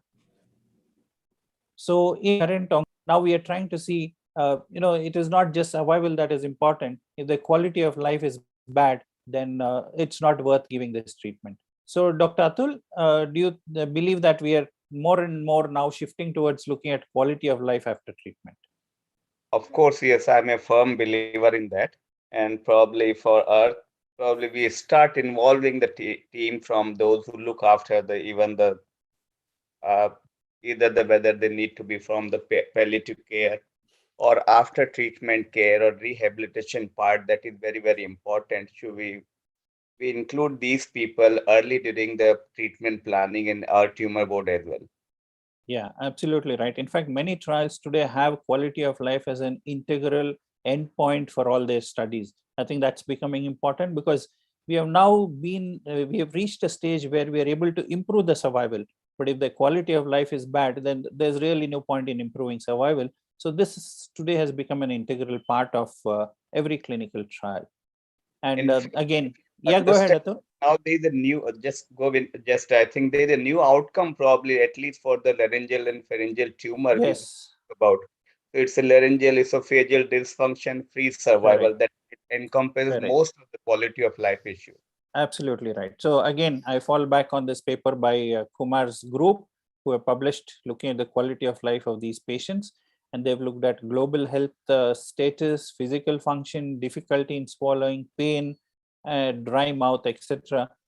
And on all these counts, you can see that the arm that got nimetuzumab is doing fine. It is not worsening the quality of life. So this is, I don't know if Dr. Manish has joined us. Sir, he's there, sir. Dr. Manish? Okay, Dr. Manish, welcome. Yeah, thank you. So, we have a lot of international guidelines for the management, NCCN, ESMO, and the Spanish European guidelines. Do you believe that we can directly apply to the Indian scenario, or do you believe that we cannot do it? No, as you said very rightly, that whatever advanced patient which we are seeing, they don't see those advanced patients. We should be treating our patient in our own guidelines. I don't think that we should follow their guidelines, but nevertheless, unfortunately, most of the trials and most of the disease studies, they are from there only. So we have to follow those guidelines. But nevertheless, right. I also believe that, like you said very rightly, that CTRT plus nimetuzumab, now after the trial of Dr. Kumar Prabhash, it should be ideally a standard of care after seeing such a good results. But somehow these are not in guidelines. So right. We should, that it's always a matter of concern and right. These things. And as I mentioned, for various political reasons, that will never come into the international guidelines. Yeah. So this is about the Spanish European guideline. And, there's a lot of water that has flown down, and ultimately we do have some of our own guidelines as well. This again is from ASCO. This is one of the papers that we have published in 2017, talking about the oncology gold standard practice consensus guidelines of using monoclonal antibodies in management of squamous cell head and neck cancers. And this guidelines, of course, talks about our own experience with nimetuzumab. And this is the one of the Indian Journal of Cancer 2020.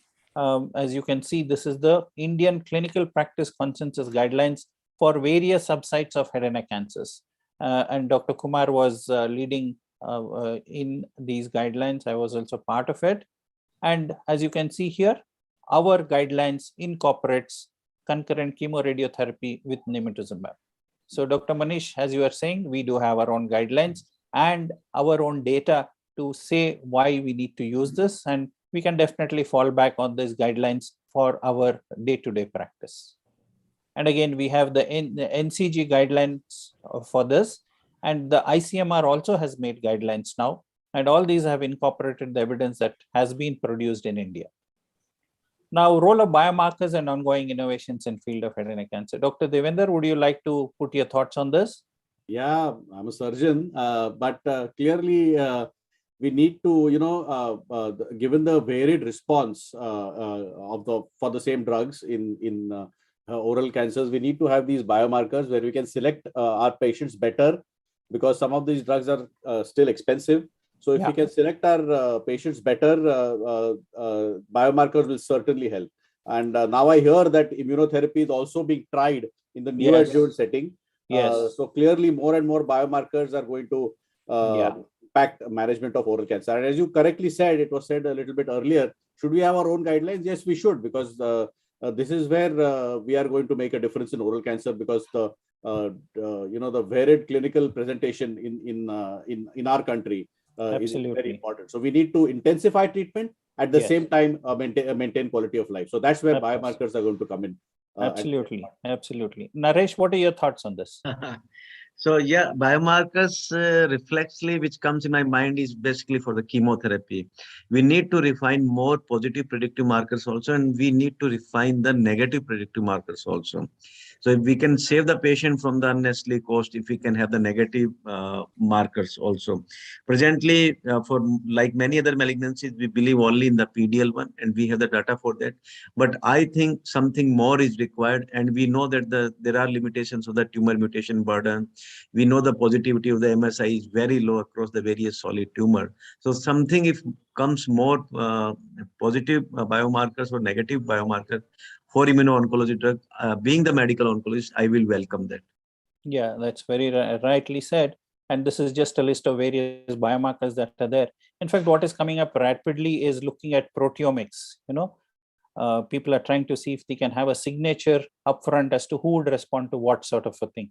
But these are really very early days, and we need to wait to see. If you allow me, can I ask one question to the panelists? Go ahead. So Dr. Kumar and Dr. Atul sir, we almost treating 30-40% of the patient with the neoadjuvant treatment.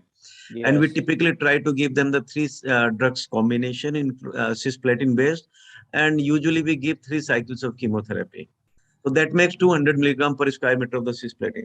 Now, these patients, when they go for the radiotherapy, even in a responding patient to the neoadjuvant, so 3 things come in my mind, that is the concurrent cisplatin or concurrent carboplatin if the patient is not so suitable for the cisplatin, or maybe the biomap based on the various trials.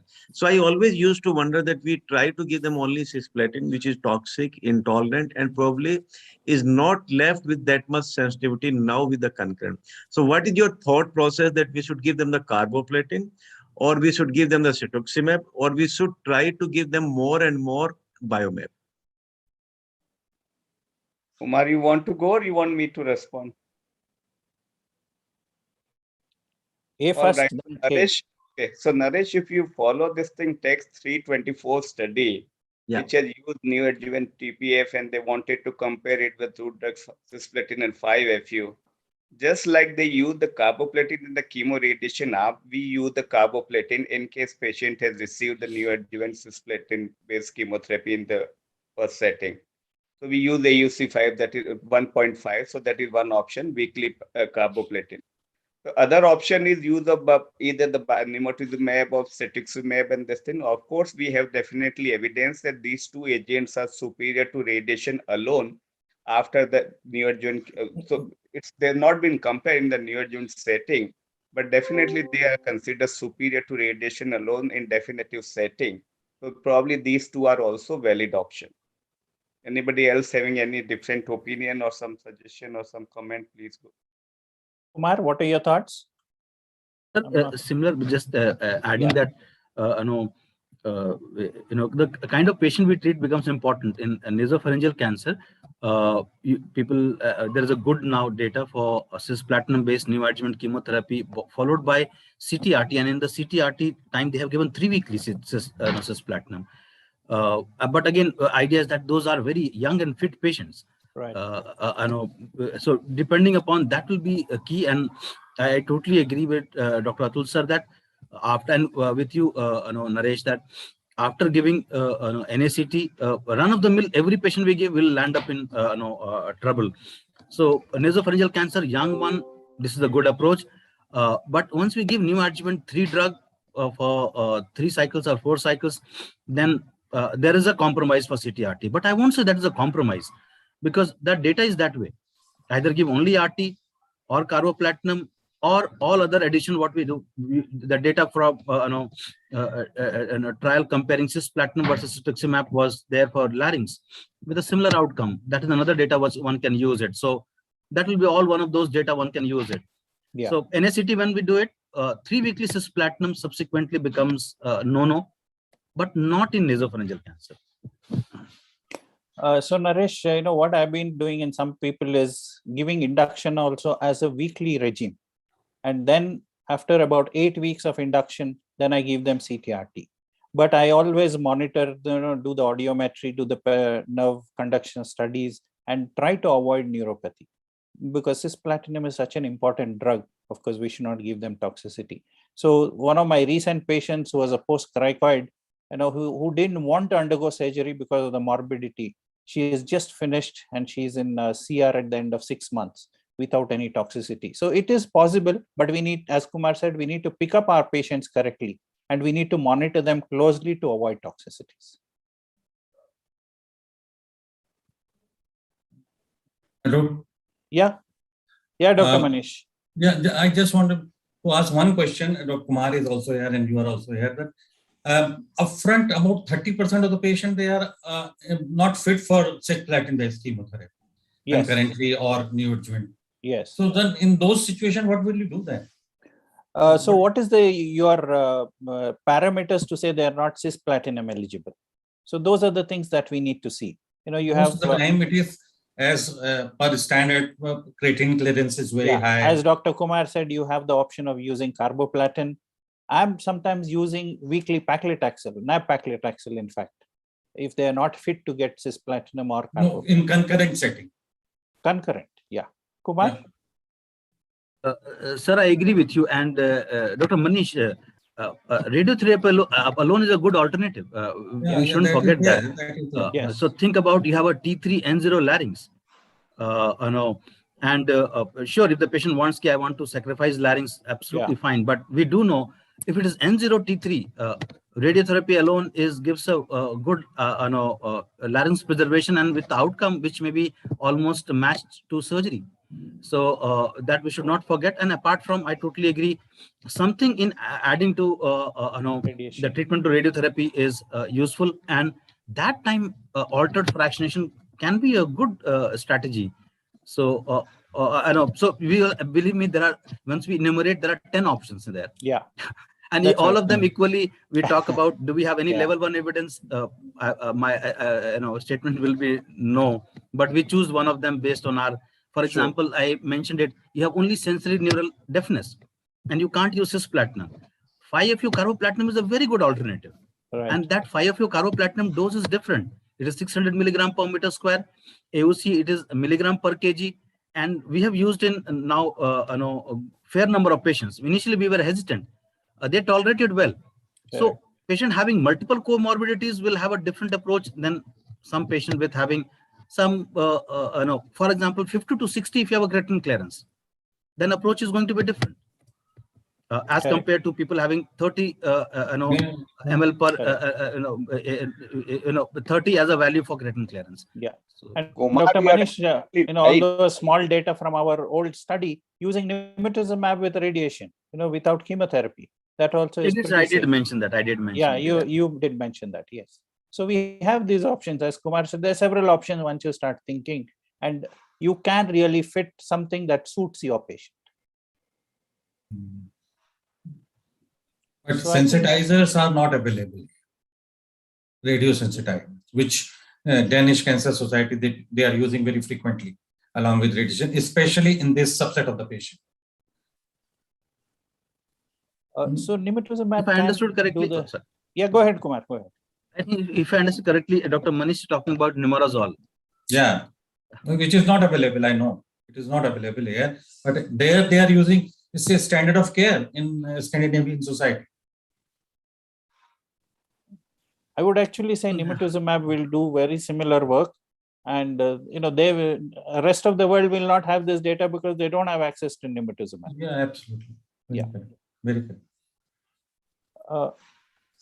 Yeah, Kumar, any other thoughts? No, sir.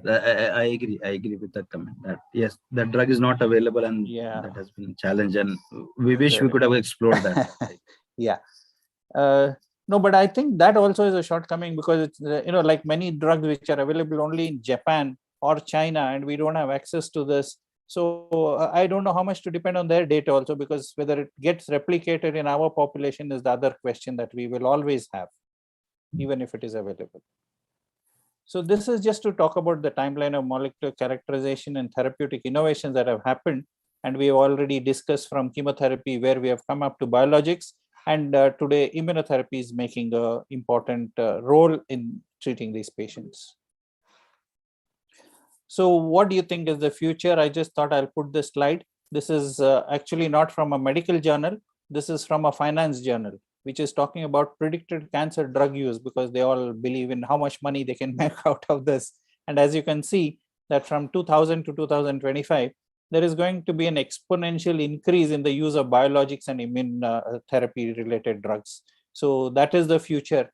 And of course, chemotherapy will continue to stay as a backbone. But I think all these innovative drugs are going to take a big role and move up. So those were my final slides. So I would like each one of you to give your final parting comments before we close. You can start with Dr. Naresh. So head neck cancer locally advanced, yes, neoadjuvant in select patients, explaining and understanding that it doesn't have the survival gain as on today with the available combination in the schedule. Concurrent cisplatin, we commonly give the weekly, but in a few select young patients, we try to give 3 weekly schedule, 100 milligram per square meter.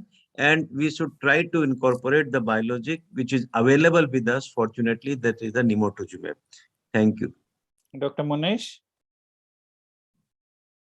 Yes, locally advanced head and neck cancer, especially unresectable, it's really a big challenge.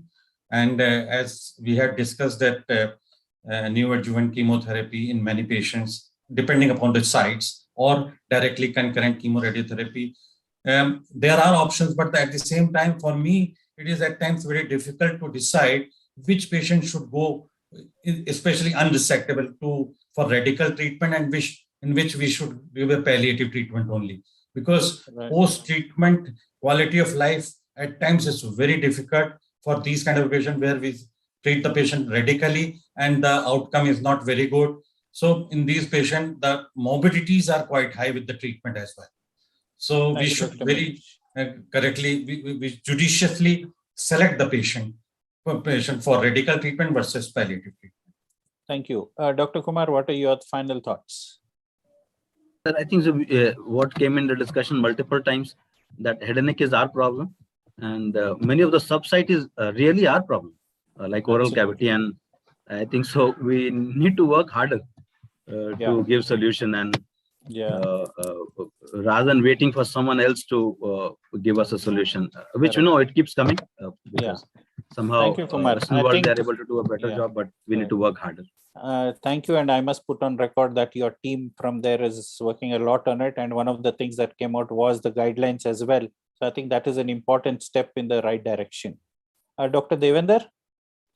Yeah, so as the West is trying to de-escalate in HPV, for us in the HPV negative, we have to escalate without hampering quality of life. That was the discussion. We need to add something more. Surgery followed by CTRT is okay, but it's not doing. We are still stuck at 50% survival. Right. And you asked me about biomarkers, and Kumar keeps challenging me that surgery has no biomarker. I wish we had a biomarker. You operate patients, half of them do well, half of them don't do well. And I tell Kumar, these expensive drugs, don't give it to everybody. Look at the biomarker. He said, "Tumhare paas kidhar hai biomarker?" You operate it.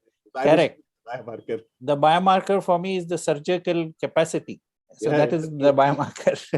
And Dr. Rajeshwar, your thoughts? Yeah, I've got two thoughts. One is that these rehabilitative services are only available in medical colleges and bigger hospitals, where majority of treatment is being done in a single specialty hospital, and they're lacking all those things. The treatment is given, and thereafter the patient is forgotten thereafter. Correct. So I mean that is a big lacuna we have in this. That's an important aspect you brought about. That's very important. In fact, today the concept is not rehabilitation, it is prehabilitation. Yes. So before all the therapy is started, we need to start all this and actually walk them through what is going to happen, and after treatment, what is going to happen. So it is not just rehabilitation. We need to start with prehabilitation. Yeah. Second point is the nemotozumab I've been using since 2005 onwards when it came. So we personally, we had lovely results, and but in the meantime, always people used to poke me that where are the guidelines and guidelines. So in the many years, this did not come, and now after this trial, which has come from Tata, Dr. Prabhash trial, now again we are confident of using. Now we have a data also. We have and you have our guidelines also, which guidelines is also. So I mean that is a good thing which has happened, and I have always liked this drug because as compared to cetuximab toxicity, of course, very difficult to give cetuximab to many let me give you a brief historical thing about this. When I started the study, before that we were using cetuximab, and I had seen the rash. So the first dose that I gave my patient, there was hardly any rash. So I was wondering whether I'd started a wrong study, whether this drug was there or not. That was the thing. But then we started seeing responses. So this was long ago. Finally, to Dr. Atul, what are your parting thoughts? Oh, hi. So the first and the foremost, where possible, it should be, I think, case should be discussed in the DMG or tumor board, whatever you call it. Absolutely right. Absolutely. Most of the case, most of the hospital which are providing cancer care will have at least two out of the 3 main specialties: surgical, medical, or radiation. So not a single case should be going without discussing the DMG. That is very, very important. Quality of life and patient reported outcome are very, very important aspect. I personally believe that looking to our patient burden, the patient low type of the patient we see, everybody is stressed on that. New adjuvant is here to stay, and hopefully we will come up with some evidence which will be saying that the weekly will be non-inferior to 3 weekly. So I am thinking that probably we are analyzing our data, our trial data, and probably a couple of weeks probably will come up with evidence. I personally think that it won't disappoint us. Yeah, that's very nice. In fact, we published our KIDWI data about 2 years ago, weekly versus 3 weekly in head and neck cancers, and we have shown that it is very similar. In fact, toxicity is lesser with weekly. And just 2 weeks ago, we published the similar data in cervix. So again, reiterating the same thing. So thank you, Dr. Atul, for that. So with that, I think we can close, and let me thank all my panelists for those wonderful inputs that I had, and I enjoyed doing this panel. Thank you so much. And sir, I don't want to let you go, and the esteemed panelist also, because there's one question in the chat box that ahead. Reasons for failure of RTOG 0522. Kumar, would you like to take that question? RT is 0522. So there will be a lot many hypotheses, and Yeah. but these are the hypotheses based on what we have understood, and we have seen the other data which has come, one from GOTEC. So one was that majority of the patient, almost 85 or 86%, they were HPV positive. Second, the population had a far more elderly population as compared to our population. And another one was far more were relatively the stage-wise earlier stages than the later stages. So these were the various reasons we could hypothesize. In fact, that's a pretty detail in our discussion for our project of our trial. And at the same time, when nimotuzumab data came, there was a GOTEC study which came. Design was a bit different. That was comparing cetuximab versus cetuximab plus chemotherapy, and that the chemotherapy arm was better here, suggesting some synergy, but there is a question mark. The question mark is that cetuximab arm in today's time is considered not so good as we used to think around 3-4 years back. So these were the various reasons. And another aspect was completion of treatment. The cetuximab leads to more break. In fact, the delivery of chemotherapy and radiotherapy was far lesser. Almost 66% patients were able to complete those planned treatment without any break as compared to other study, that is including our study, which I discussed about. So these are the various reasons which we think was the reason for it being negative. For me, the primary reason was HPV positivity. When your outcome, when did we think about you have a survival of 80%, 85% in head and neck cancer? But that was primarily driven by HPV positive patients. Yeah. So that's what that's my thought process. But I do agree, these are various hypotheses, and someone needs to prove it. Yeah. Thank you, Kumar. Yes, Neera. Thank you so much, sir. As always, you rock. Ultimate show, great moderation, and all esteemed panelists. Thank you so much, especially Dr. Kumar Prabhash sir, Dr. Atosh Sharma sir, Dr. Munish Kairola, Dr. Devendra Chawkar, Dr. Rajeshwar Singh, and Dr. Naresh Somani. Thank you so much, each one of you. And with this, I hand over to Rajesh. Thank you so much. Thank you, Rajesh. Over to you. Thank you. Thank you. Thank you very much, sir. Now I invite our speaker, next speaker, Dr. Sandeep Goyale, sir, for the session on recurrent and metastatic head and neck cancer. His topic is monoclonal antibodies in head and neck cancer. Dr. Goyale is Senior Consultant, Medical Oncology, Kokilaben Dhirubhai Ambani Hospital, Mumbai. Dr. Goyale, please. Good evening.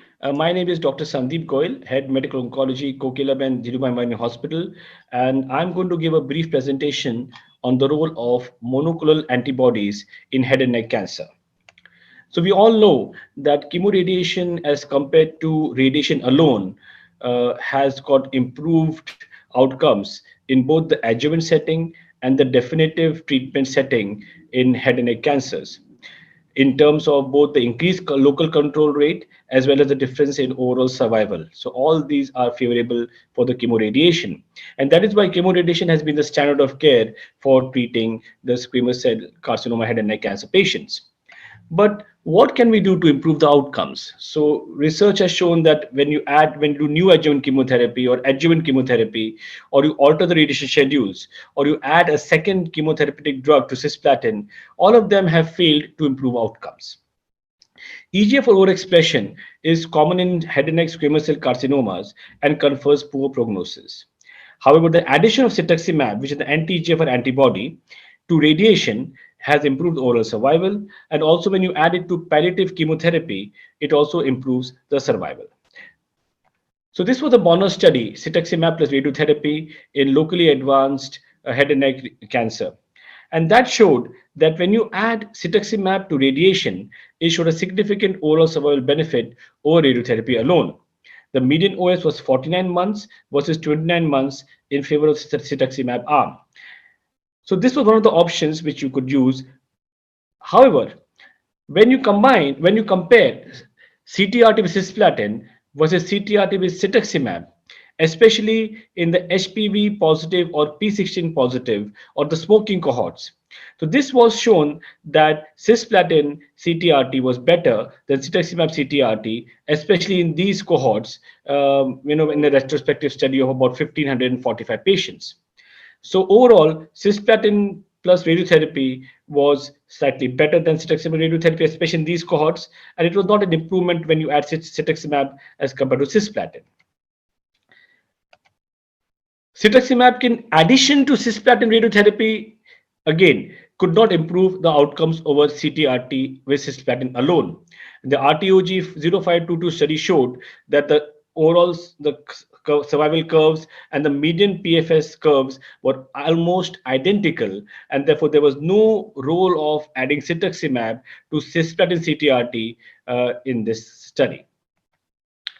Coming on to the addition of other anti-EGFR antibodies such as nimotuzumab or biomab.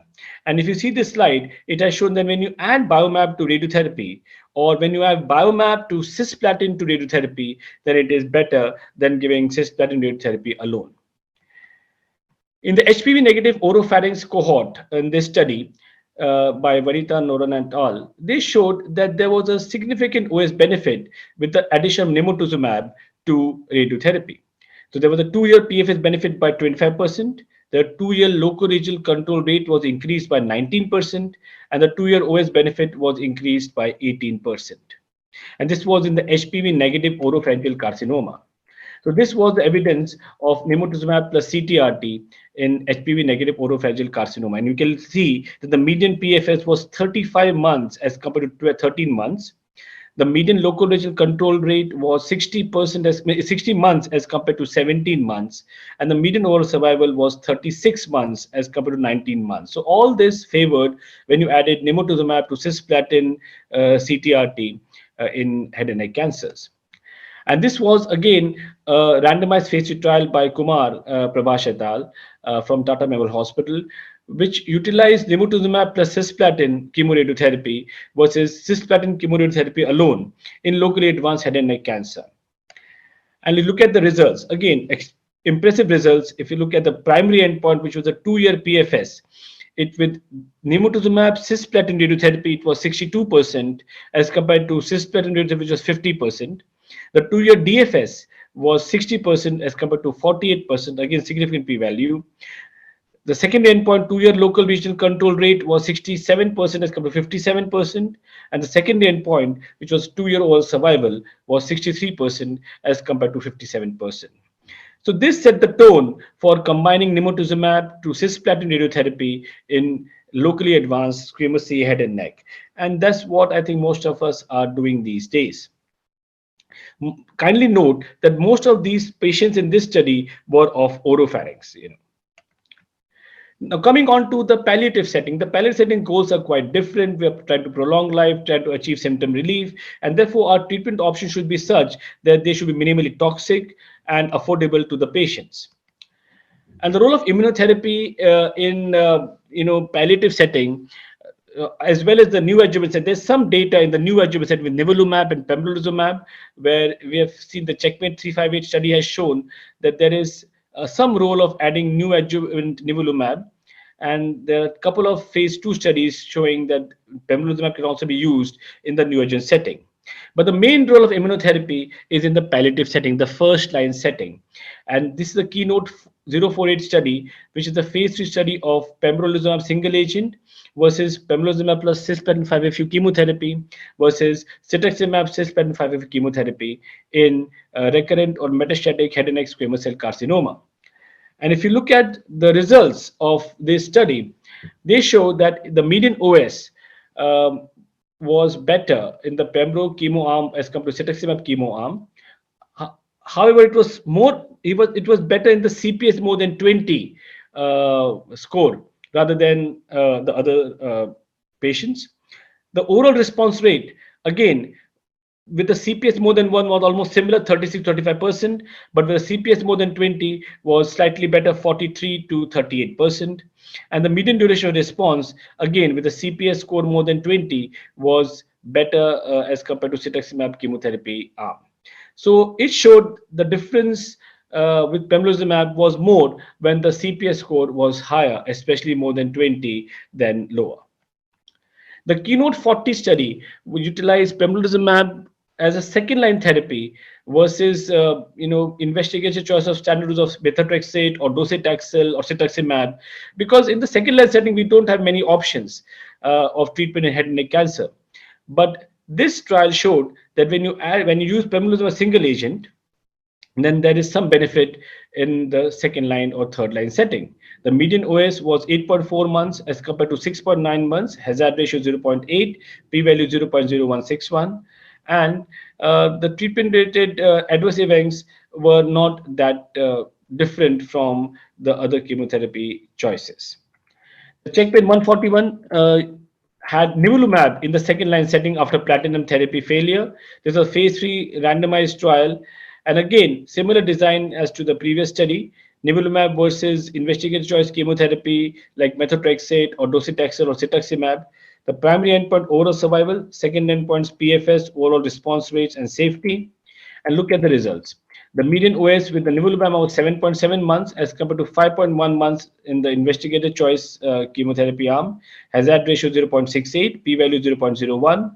The 2-year overall survival rate was 16.9, almost 17%, so 6%.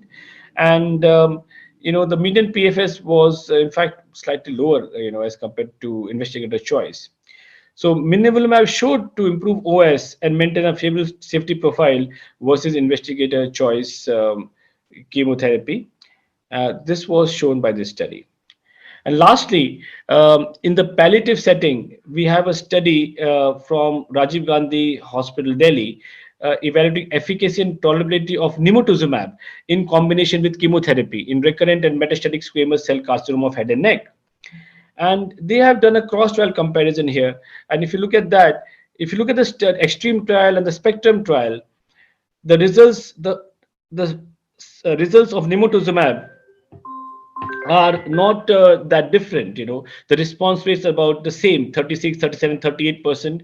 The median PF is almost the same, 5.6, 5.8, 5.2 months. So it is faring equally as compared to cetuximab and pembrolizumab. However, the side effect profile is much better. There's hardly any skin toxicity. The cardiac toxicity, hypomagnesemia and hypokalemia are all much lower than cetuximab or pembrolizumab in the other two studies.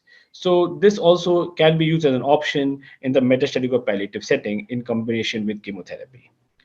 So I think that's from my side. Covered the adjuvant, covered the adjuvant setting, the new adjuvant setting, and the palliative setting, and the definitive settings in head and neck cancer monoclonal antibodies. Thank you very much.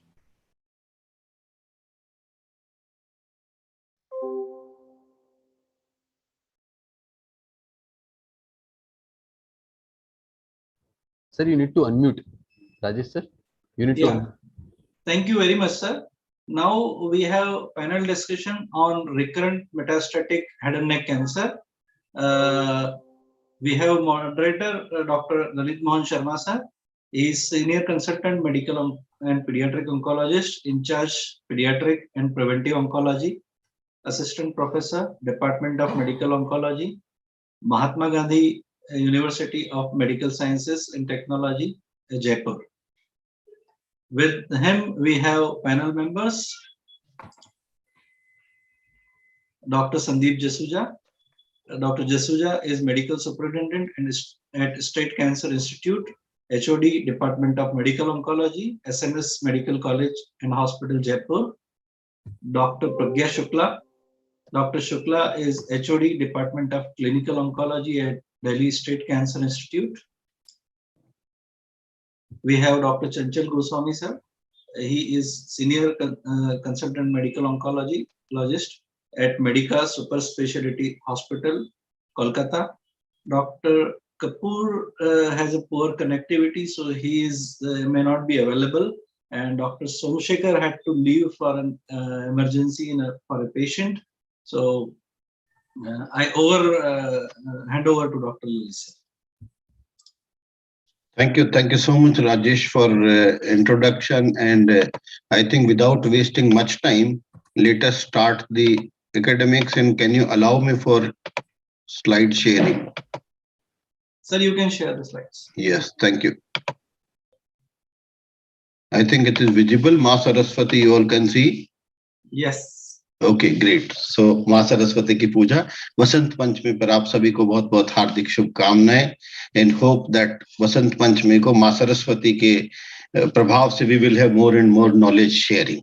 So with this small thing, my panelists have been introduced, and let me start with the case-based discussion because a lot of things have been discussed already. So we will be going more on the practical aspects rather than based only on data. So this is a real life case, 72-year-old male, a retired person from central government, no comorbidities. And this fellow presented in 2018 with a neck node of almost 4 centimeter size. This was the size on the MRI, around 4 centimeter. And this was involving the GB buccal mucosa, overlying buccinator muscle, and all that is written here. And this was the erosion, and there were few cervical nodes also, and FNEC from this was positive, and it was metastatic squamous cell carcinoma. So based on this metastatic squamous cell carcinoma, this patient was evaluated by our team, and this was the PET-CT scan, which revealed that this was the only site of active FDG uptake. And we can see in the further PET-CT that this was the localized lymph nodal mass only here, and rest elsewhere there was no disease. So triple endoscopy was done, and then based on the discussion amongst our tumor board, this patient was subjected for modified neck dissection in our hospital, and the pathology report was 1 out of 20 lymph node was positive. This was the size, and it was metastatic squamous cell carcinoma with extracapsular extension, and the IHC for P16 was negative and EBV was negative here. So this patient's further block, this patient belongs to some dentist's father. So she took to Tata Hospital also, where they did the EBV studies, and it was focally positive in 25% of carcinoma cells. And they mentioned that EBV transcripts were detected in the tumor cell nuclei, but there was nothing in the nasopharynx based on imaging and based on the surgical assessment by endoscopy. The question comes about the adjuvant therapy, and I'll start with my colleague here, Dr. Pragya Sukla. Dr. Pragya, how do we address this point that whatever has been done is right, or you have some another thoughts here? So basically, we are looking at a case of secondary neck with unknown primary. Yes. So this is the gist. And I don't know whether any tumor markers were done for this patient to give us another hint regarding the origin. So I'm taking this case as a occult primary in the head and neck region with a metastatic neck node. So that is the primary, the oropharyngeal area from where these occult primary are there and they give neck nodes. We have to cover that. We will take a standard radiation field that will include all the oropharyngeal tonsil, the area that we suspect the primary in such cases, along with neck radiation. So that is how, and we would like to give concurrent chemotherapy in such patient, and that is how we will go as a adjuvant treatment because extracapsular extension is present in the node that was seen. Dr. Chanchal Goswami, how about any inputs that the adjuvant treatment is CT plus RT, or you have some other inputs? No, I do agree with Dr. Pragya that this should be only concurrent CT-RT with cisplatin. I'm not too sure about what sort of a field to take at this point of time with the EBV positive. I don't know whether the nasopharynx would be included because in your initial presentation, there were some mentions of the buccal mucosa, bone erosion. I don't know. I didn't get anything from an MRI or a CT scan or a PET-CT, any such information. So it looked like an occult primary with neck nodes only. And so I believe in that situation, this should be taken as an unknown primary, keeping nasopharynx in mind as well, though it's a squamous cell carcinoma, but definitely concurrent chemoradiation and no other option at this point of time. Agreed. So this is what we did. So this patient received 4 cycles of weekly cisplatin of some 50 milligram flat dose along with the radiation dose as mentioned.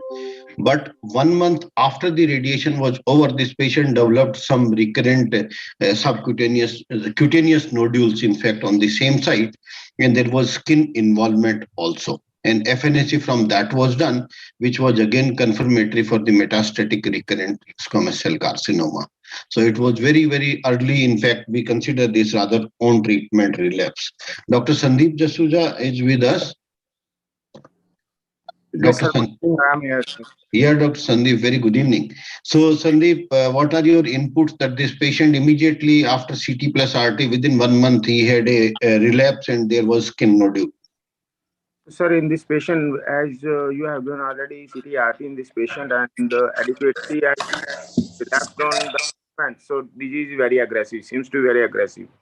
So now it's a skin involvement, and we, though it's a tumor board call, and we have to discuss with our surgical colleagues, can we exercise, re-exercise this patient? One point. And second point is that we have to re-evaluate and we have to do PET scan and all metastatic workup again for checking the other occult, other metastatic sites, because we don't have a lungs imaging right now and bone scan also. So we have to check recurrent metastasis locally. Is it really locally advanced or it is metastatic site? So one option is we can, if it is locally advanced, then we can again explore the surgery with our colleague, radiation surgical colleagues with the opinion, and other way, we have to go for palliative treatment. Absolutely agreed. In fact, and this is what we did for this particular patient, since radiation has finished just 1 month before, so radiation was not an option, and this was the primary. The first PET CT scan, and this was the second PET CT scan with after post CT plus RT, and we can see that there was some skin infiltration and there were some subcutaneous nodules also, and here also we can see the skin planes are affected with the disease process. So this is the panel today for head neck recurrent and or metastatic disease. So first foremost thing, as Dr. Jasuja has mentioned about the local treatment. So the local treatment comes whether surgery or whether radiation. And of course, Dr. Somshekhar has some emergency and probably he is not, Rajesh, he is not there or he has joined? He had joined, he was there for a lot of time, he had to leave just now. Okay, no issues. So surgery or radiation are the local treatment options. And again, whenever it is surgically feasible, we take opinion from our surgeon colleague, we take opinion from our radiation colleague about the radiation. And sometimes, in fact, after following the salvage surgery or for unresectable disease, sometimes radiation may be another option even after salvage surgery, after a particular gap. So our radiation colleagues know these things better than anybody else. So this patient had first recurrence, and after the first recurrence, we discussed with our surgeon colleague, and this patient was subjected for wide excision of the affected nodes as well as skin. And this is the surgical technique mentioned, of which I am not well aware what type of surgical technique and what they did, but finally it was 3.5 into 2.3 centimeter. There was commercial carcinoma, and this was reaching up to the skin. And this was the path report, which was moderately differentiated squamous cell carcinoma. Margins were free, and they are saying superior margin was somewhere involved and the reaching up to the skin. So this was a resection done within very short period of time. And then again, we were happy that we wait and watch for the recovery. But within 2 months of surgery, this patient again developed multiple cutaneous nodules, multiple nodular lesions, query nodes, and various lymphadenopathy in the supraclavicular and cervical region.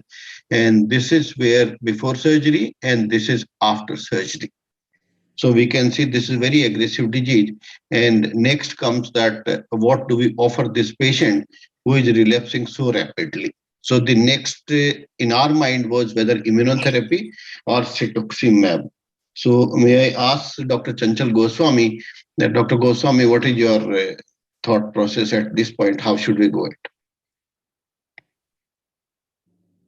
You need to unmute.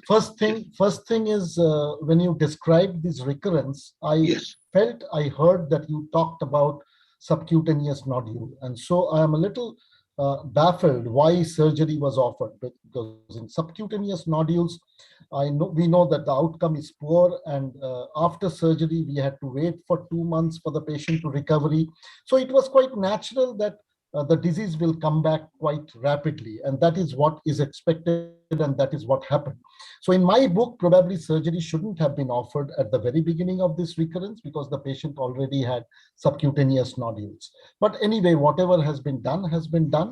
So at this point of time, I think this patient, and also when the patient recovered, I think it was time for systemic therapy. And this patient was essentially just concurrent chemotherapy radiation, which he has received earlier. So I think there was a case for palliative chemotherapy. You can have one can consider getting triple drug combination, or even something like docetaxel platinum as a combination chemotherapy, even if you don't want to use cetuximab, because cetuximab can be sometimes very toxic in these situations. I feel that at this point of, because this is, you are talking about 2018, so immunotherapy was not approved as first line, so you can give chemotherapy with or without monoclonal antibody. And now, of course, first line immunotherapy is also applicable in this, provided you have a CPS score of more than 1. Otherwise, agreed. I would have given chemotherapy. Absolutely fantastic. In fact, this is what we did exactly. You know what happened in 2018. So these are the trials, in fact, with first line single agent drug, and we can see the response rate varying from 8 to 23, 29%. And this happens that cytotoxic chemotherapy response and the median progression-free survival 1 month to 4-5 months, and we can see the response rates also not very high, and this is the median survival, in fact, in few months. And then the extreme trial at that time, cetuximab was very popular drug, in fact, to use in such patient, and we were able to use cetuximab in this patient, and we can see the extreme response. And this is about the cetuximab versus the TPEX versus the extreme response, that 2 drugs versus 3 drugs. So for this patient, we added nab-paclitaxel along with cetuximab, and this patient was on this combination for almost 5-6 months. Initially, he showed good response to this combination, but again, after 6 months, this fellow had progression in the disease, and the progression I'll show you in next, in fact, few slides. So this fellow had progression on the cetuximab along with paclitaxel. Dr. Sandeep Jasuja, at this point, what will be your thoughts in 2019, 2 years back? So we know the immunotherapy came in the clinical practice 2 years back for this kind of patients, and now we have 3 options for this patient at that time also. And one is the patient is still fit after this lot of surgery and everything, and have no comorbidity, or liver function is preserved, renal function is preserved because of all this kind of treatment. Then you can think of immunotherapy, and if refractory or platinum post-platinum use, we can either use nivolumab or pembrolizumab. Both are approved in platinum post-platinum treatment, and if the CPC or they are a very good option along with the chemotherapy, even irrespective of CPC or CPC score, with combination chemotherapy we can use. And one more factor is the afatinib. We can use afatinib compared to methotrexate for palliative treatment. In this window is also one reasonable option at that time. I think Dr. Jasuja has mentioned most of the options in a very practical way. And for this patient, since this patient was CGHS beneficiary and a motivated patient from a doctor family, so they agreed for the nivolumab at that time, which was available, and this for the indication even without CPS score also. And we can see various trials where the response rate varies from 18 to 20%, 15%. This all we have discussed, in fact. And the next was about, this was discussed with the Dr. Sandeep Goyal has discussed about the CPS score, that previously untreated versus treated patient. These are the different graph. And again, PD-L1 expression has also been correlated, and this has been discussed by Dr. Sandeep. So we will not go into the detail of all those studies, and let us come to our case. So we started this patient on nivolumab, 3 milligram per kilo 2 weekly. Patient tolerated it very well, and we completed 6 cycles. Initially, there was good response initially, and later on the response was quite good, and the patient was having good symptomatic relief. And after 3 months, we did a repeat PET CT scan, and we can see this was the initial picture, and this was after 3 months of nivolumab. So almost the disease process has shown excellent metabolic response. And here also we can see that whatever the disease was here, this all had subsided, and the patient showed good metabolic response and excellent clinical response. So nivolumab was continued on this patient, and this is after 3 months of nivolumab. And here this is after 6 months of nivolumab. So this was sort of metabolic CR at this point.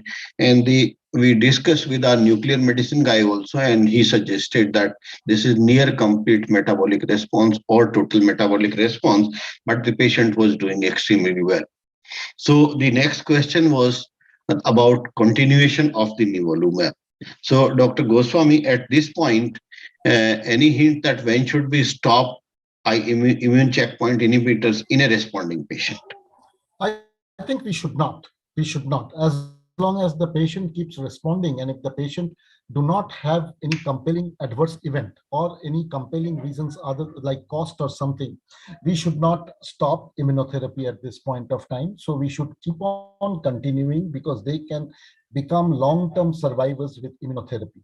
The only thing is that you have to keep look for long-term adverse events of immunotherapy. And of course, the other thing which you can do, sometimes the patient gets tired. So though it is not part of the regulatory approval, you can delay the frequency, increase the frequency of immunotherapy, and then continue immunotherapy. And you will still find, because now nivolumab has many different dosing schedules, like 360 milligram flat dose every 3 weeks, or 240 milligram every 2 weeks. So you can every 4 weeks, 3 weeks. So you can go on changing the schedule. But I believe in my book, if in a responding patient, immunotherapy should not be stopped. Absolutely agreed. In fact, Dr. Pragya, any thoughts on the duration for the immunotherapy in responding patients? I totally agree with Sir that if the patient is responding to the immunotherapy, we should continue with the same. The dosage and the pattern can be decided based on the feasibility and the practical applications, but it should not be stopped if the person is responding, especially a case which was having such an aggressive tumor. Very right. Dr. Sandeep Jasuja, in fact, the Western world and the NCCN, they say very aggressively 3 milligram per kilo 2 weekly. So any thoughts that are there studies where the reduced dose of immunotherapy is equally effective? Sir, actually, there are 2 protocols which are approved for this recurrent head and neck cancer. One is the 3 weekly, 4 weekly fixed dose for nivolumab. We can switch over to 4 weekly nivolumab if patient is inconvenient. But the reducing dose is still under investigation. We cannot say that there is no head-on trial and to reduce the dose at present. And we can change the 2 weekly to 4 weekly. But I don't think we should reduce the dose at this time, at this moment. I think there are some studies going on in Tata Hospital also about the reduced dose, but unfortunately yet we are not so clear about dose reduction. And what Dr. Chanchal Goswami has rightly mentioned, that we can increase the gap. This is what we did, that after 6 months, we increased the gap to 3 weeks, 3.5 weeks, or sometimes 4 weeks also. But the patient was responding, and the response was continued, in fact, in this patient. Yeah, the So, other thing, Dr. Sharma, sometimes yes. we would like to reduce the dose or change the dosing schedule, but the problem is that the patient assistance program are not given if they do not follow the product monograph guided guidelines. So that's another problem of changing the dosing sequence and the dose. Absolutely right. Thank you. Thank you for the practical input. So this patient maintained metabolic CR for almost 18 months. And then after completion of 2 years, because every time I was writing letters to the employer in the CGHS category, so after 2 years, we stopped that part, that we need to put a break somewhere. So after 2 years, we stopped that, and patient is keeping well now for almost 14 months after stopping the treatment. So we continued for 2 years, and now patient is almost 3 years plus. And this patient has come recently, and he was too much worried, and he asked me that, sir, why don't you do one more PET CT scan, since last was done 1 year back. So the last one on the right side of the picture is the recent PET CT scan, which again suggestive of metabolic CR. So 14 months after stopping the treatment, patient is in metabolic CR. So Dr. Jasuja, any inputs that how do we follow up this patient now, since I am also worried, and I'm not very sure whether the right step has been to stop the treatment or not.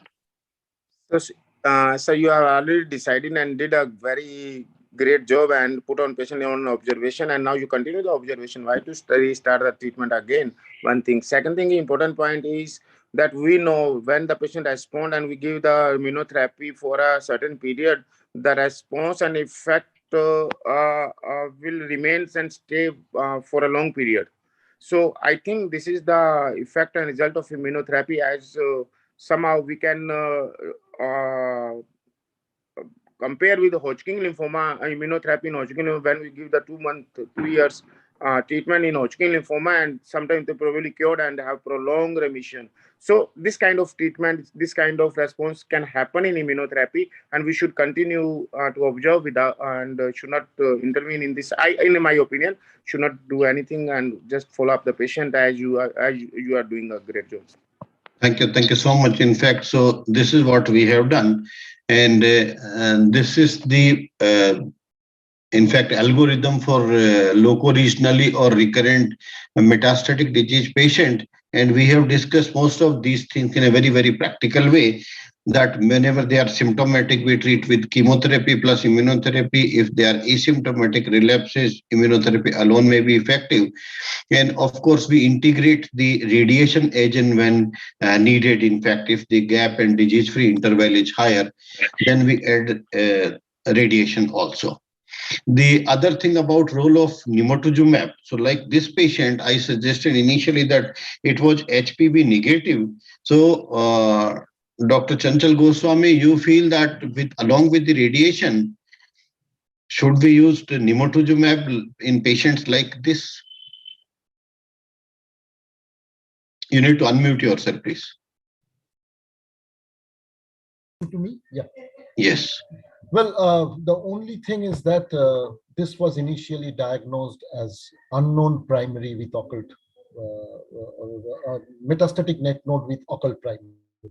Now, if you look at all these subsets, I think none of these studies with recurrent or even for adjuvant chemo radiation or immunotherapy radiation, apart from nimotuzumab radiation, did not include unknown primary in their inclusion criteria patients. So I think it is a little difficult to advocate nimotuzumab plus chemo radiation in this group of patients. But anyway, I think it's a clinical choice, and if the MDT decides on nimotuzumab plus chemotherapy plus radiation in this group of patients, you are not causing any harm.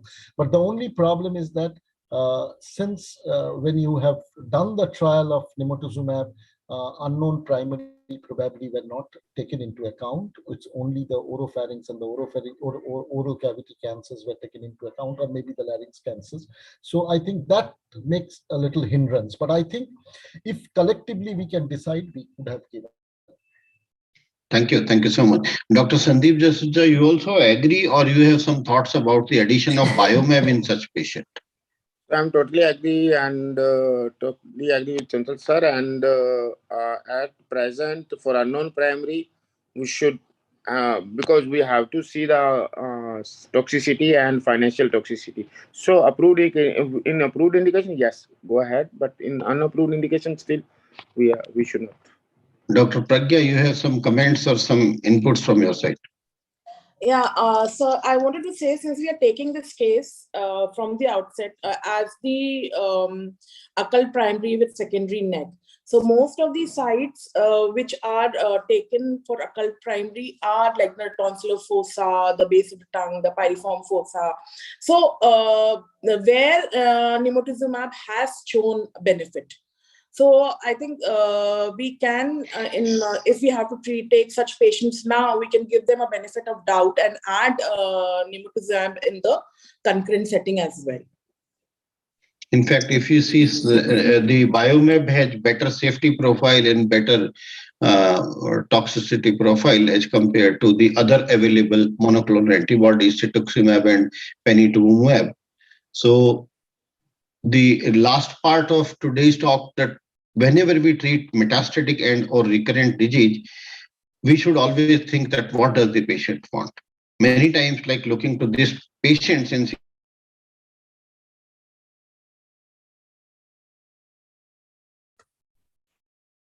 Hello.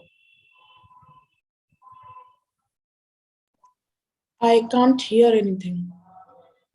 Hello, Dr. Lalit. Hello.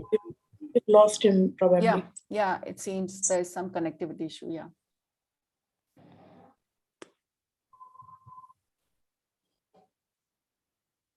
We are unable to hear you, Dr. Sharma. He needs to reconnect, I believe. Dr. Lalit, can you hear us?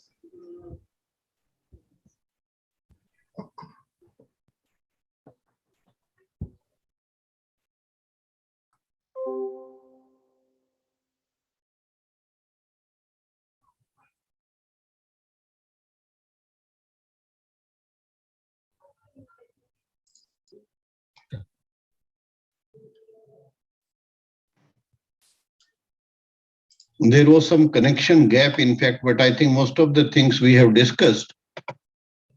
And this was about the importance of quality of life issues. And I think with this, we end up today's panel discussion. And I thank all my learned panelists, Dr. Chanchal Goswami, Dr. Sandeep Jasuja, Dr. Pragya, for giving the inputs. Thank you so much.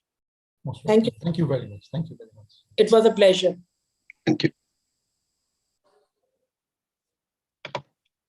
Dr. Neera. Yeah, thanks. Thank you, Dr. Sharma sir, and the panelist for before session. Excellent session indeed. Let's move on to the next session, the last session, but very, very important, integrating early palliative care in head and neck cancer. There is a misconception that the palliative care is the end of life care, which is not the case. Studies have proven that early integration at the time of diagnosis of head and neck cancer has led to improvement of quality of life as well as survival. Though we know that in case of advanced diseases, because all vital functions are affected, eating, speaking, breathing, tracheostomies, feeding tube, the complexities are much more. So for that, we will go ahead with this session. And for the talk, I would invite Dr. Shripad Banavali, sir, Director Academics, Professor, Department of Medical and Pediatric Oncology, Tata Memorial Hospital, Homi Bhabha, National Institute, Mumbai. Sir will be talking about metronomic therapy in head and neck cancer, outcomes and way forward. Over to you, sir. Thank you, Dr. Neera.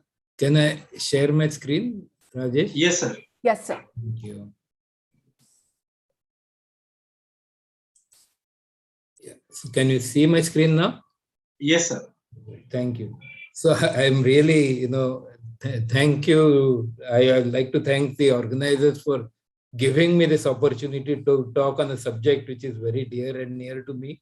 But I feel that this is not only for palliative care, and I'll show you that, and may have a much bigger role in the management of head and neck cancers. So as we all know, I mean, I don't have to tell this, but head and neck cancers account for nearly 10% of the cancers in India. And though early localized disease is curable by surgery and radiation therapy, 2/3 of the patients in India present with advanced stage of disease in whom the outcome is much poorer even with multimodality therapy. Nearly 40 to 60% of patients develop local recurrences, and 20 to 30% will be diagnosed with even distant metastatic disease. So still the outcome of head and neck cancers is not as great in the real population in India. We know that injectable chemotherapy causes a lot of strain on our daycare, especially I'm talking about patients in the general hospitals. The cost is an issue, and most of the patients of head and neck cancer seen in India are of low socioeconomic background. And chemotherapies like DCF, etc., can really not only be expensive to begin with, but if these patients require supportive care, and many of these patients do require supportive care after the chemotherapy, the cost really escalates and goes, beyond the affordability of most of the patients that we see in general hospitals. And very importantly, most, if not all, the studies have shown that though aggressive chemotherapy gives much better response rates, this does not usually translate in increase in the overall survival. I started using this metronomic therapy when we started going to the BKL Walalkar Hospital, which is the rural outreach center of the Tata Memorial Hospital. It's in a really rural setting, and not only this, most of the patients have the financial problems, but many of these patients are also really cachectic and will not tolerate and do not tolerate the aggressive chemotherapy that is given in head and neck cancers. Not only that, basically the infrastructure there was very inadequate. And initially when we started going, there was not even a continuous availability of a medical oncologist there. So we had to develop something which was more simpler. And this was mainly because the number one cancer, not only in the males, but even in the females, is head and neck cancer in this area. Because most of the patients there actually are not only patients, most of the population there uses oral tobacco, either in the form of gutka and all, but also in the form of mashiri or the toothpaste that they use, and while they are working in the field. So number one cancer in this area is head and neck cancer in both males and females, which is very much different than what we see in the urban population. So we had started the simple oral effective chemotherapy, metronomic therapy in the form of just celecoxib 200 BD and methotrexate was given 12 milligram per meter square weekly. And initially we started using this in most of the, as it's been rightly told, in palliative setting. But for example, when this patient, this is one of the pivotal patient, was 70-year-old gentleman who came with a CA pyriform fossa, extensive disease which was going through the ITF, and this patient was not eligible for surgery there, and they was referred for radiation therapy. Unfortunately, when we started this thing in 2007, there was no radiation therapy available at this hospital, and patient was asked to go to Tata Hospital for radiation. However, because of logistic reasons, patient could not go to TMH, and he told us to do whatever we can locally. So we started him on the metronomic therapy as the initial therapy in this patient. And as you can see here, this is of 2007, extensive disease. But even down the line, after 4 years, and even in 2011, you can see there is something here. But basically, there was, we had turned this into a chronic disease, and the patient was off any treatment there at this stage, and later died nearly after another 3-4 years because of old age and not because of disease. So very effective or maybe more effective in primary setting as compared to the relapse setting. Another case from the same hospital where he had extensive disease. Again, this patient would have required a flap, but we do not have plastic surgeons available at that site at that time. And because of that, we just started him on palliative oral metronomic therapy. And you can see this after nearly 8 to 10 weeks, he had a good response, and we could do a local surgery there. So definitely it works very well even in in the initial setting. And then later, much later, actually, Dr. Vijay Patil from our TMH did this randomized study which showed that basically the oral metronomic therapy shows better results than even single agent cisplatinum, especially in palliative setting. So definitely the oral metronomic therapy may and has become, at least at Tata Hospital and many of our colleagues that I speak with, they use oral metronomic therapy in the palliative setting, and very few of our patients now are referred for injectable therapy in the palliative setting, at least at Tata Hospital. But very importantly, we know that this is been used for years now and will be used in patients with resistant recurrent recurrent settings in palliative settings. But very importantly, this also may have role in the perioperative period and as maintenance therapies. And I'll show you some data regarding that. So since we were using this metronomic therapy there, then we basically thought, why not use, or we were told to see if it can be used at the Tata Memorial Hospital. And later we started using this because at TMH we have a long waiting list. We started using this metronomic therapy in the neoadjuvant setting while they were waiting for the surgery. And as you can see, basically patient with who were randomized, who are referred for surgery, who were basically waiting for surgery. We started them on oral metronomic therapy, which was around 6 to 8 weeks. And we analyzed the data of similar patients who did not receive this therapy. And this is basically a case control study. This is not a randomized study, but definitely it showed a much better disease-free survival in patients who got the metronomic therapy as compared to those who did not.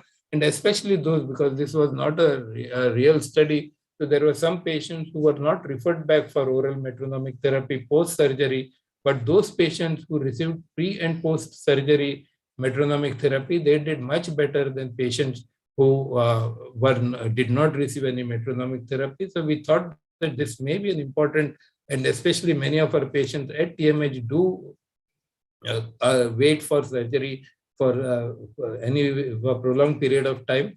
This may be a good therapy for those patients, and that is why we have now just completed, actually the study is just completed now, where we have done a randomized study of giving metronomic therapy versus observation regular standard therapy to patients with locally advanced operable head and neck cancers, and the data will get analyzed shortly. So waiting for that. So definitely we have used this in neoadjuvant setting also, but it's very easy to tell what is the dose when we use it in the MTD form, or the maximum tolerated dose form, which in the regular practice we keep on increasing the dose of the drug and then till it reaches the toxicity level, and then we come down one dose and then use that as the dose in the clinic.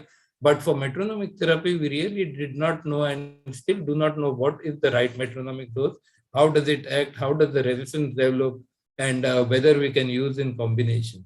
So during this time, we have seen that many, interestingly, patients who received this metronomic therapy, when they have relapsed, again, when we have used this therapy in the form of celecoxib and methotrexate, along with erlotinib, many of these patients had near total responses. And this type of responses were really very encouraging to see at this time. So this is many years back that we did this.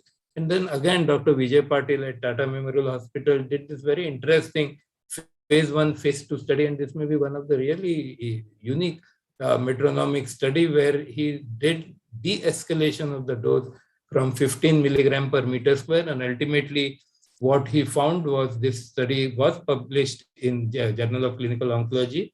And this dose was the one which was found to be the best in both in the clinic as well as in the laboratory, because both lab studies as well as clinical studies were done. And the dose of 200 milligram BD of celecoxib, methotrexate, this is very important, at 9 milligram per meter square at the maximum anti-angiogenic property, and even the responses seen in the clinic were best at this dose. And erlotinib was given at a fixed dose of 150 milligram. So this now is being explored in residual recurrent and palliative settings. And not only at Tata Hospital, But this slide is courtesy Dr. Sushil Mandania, who also has been using this type of therapy in many patients.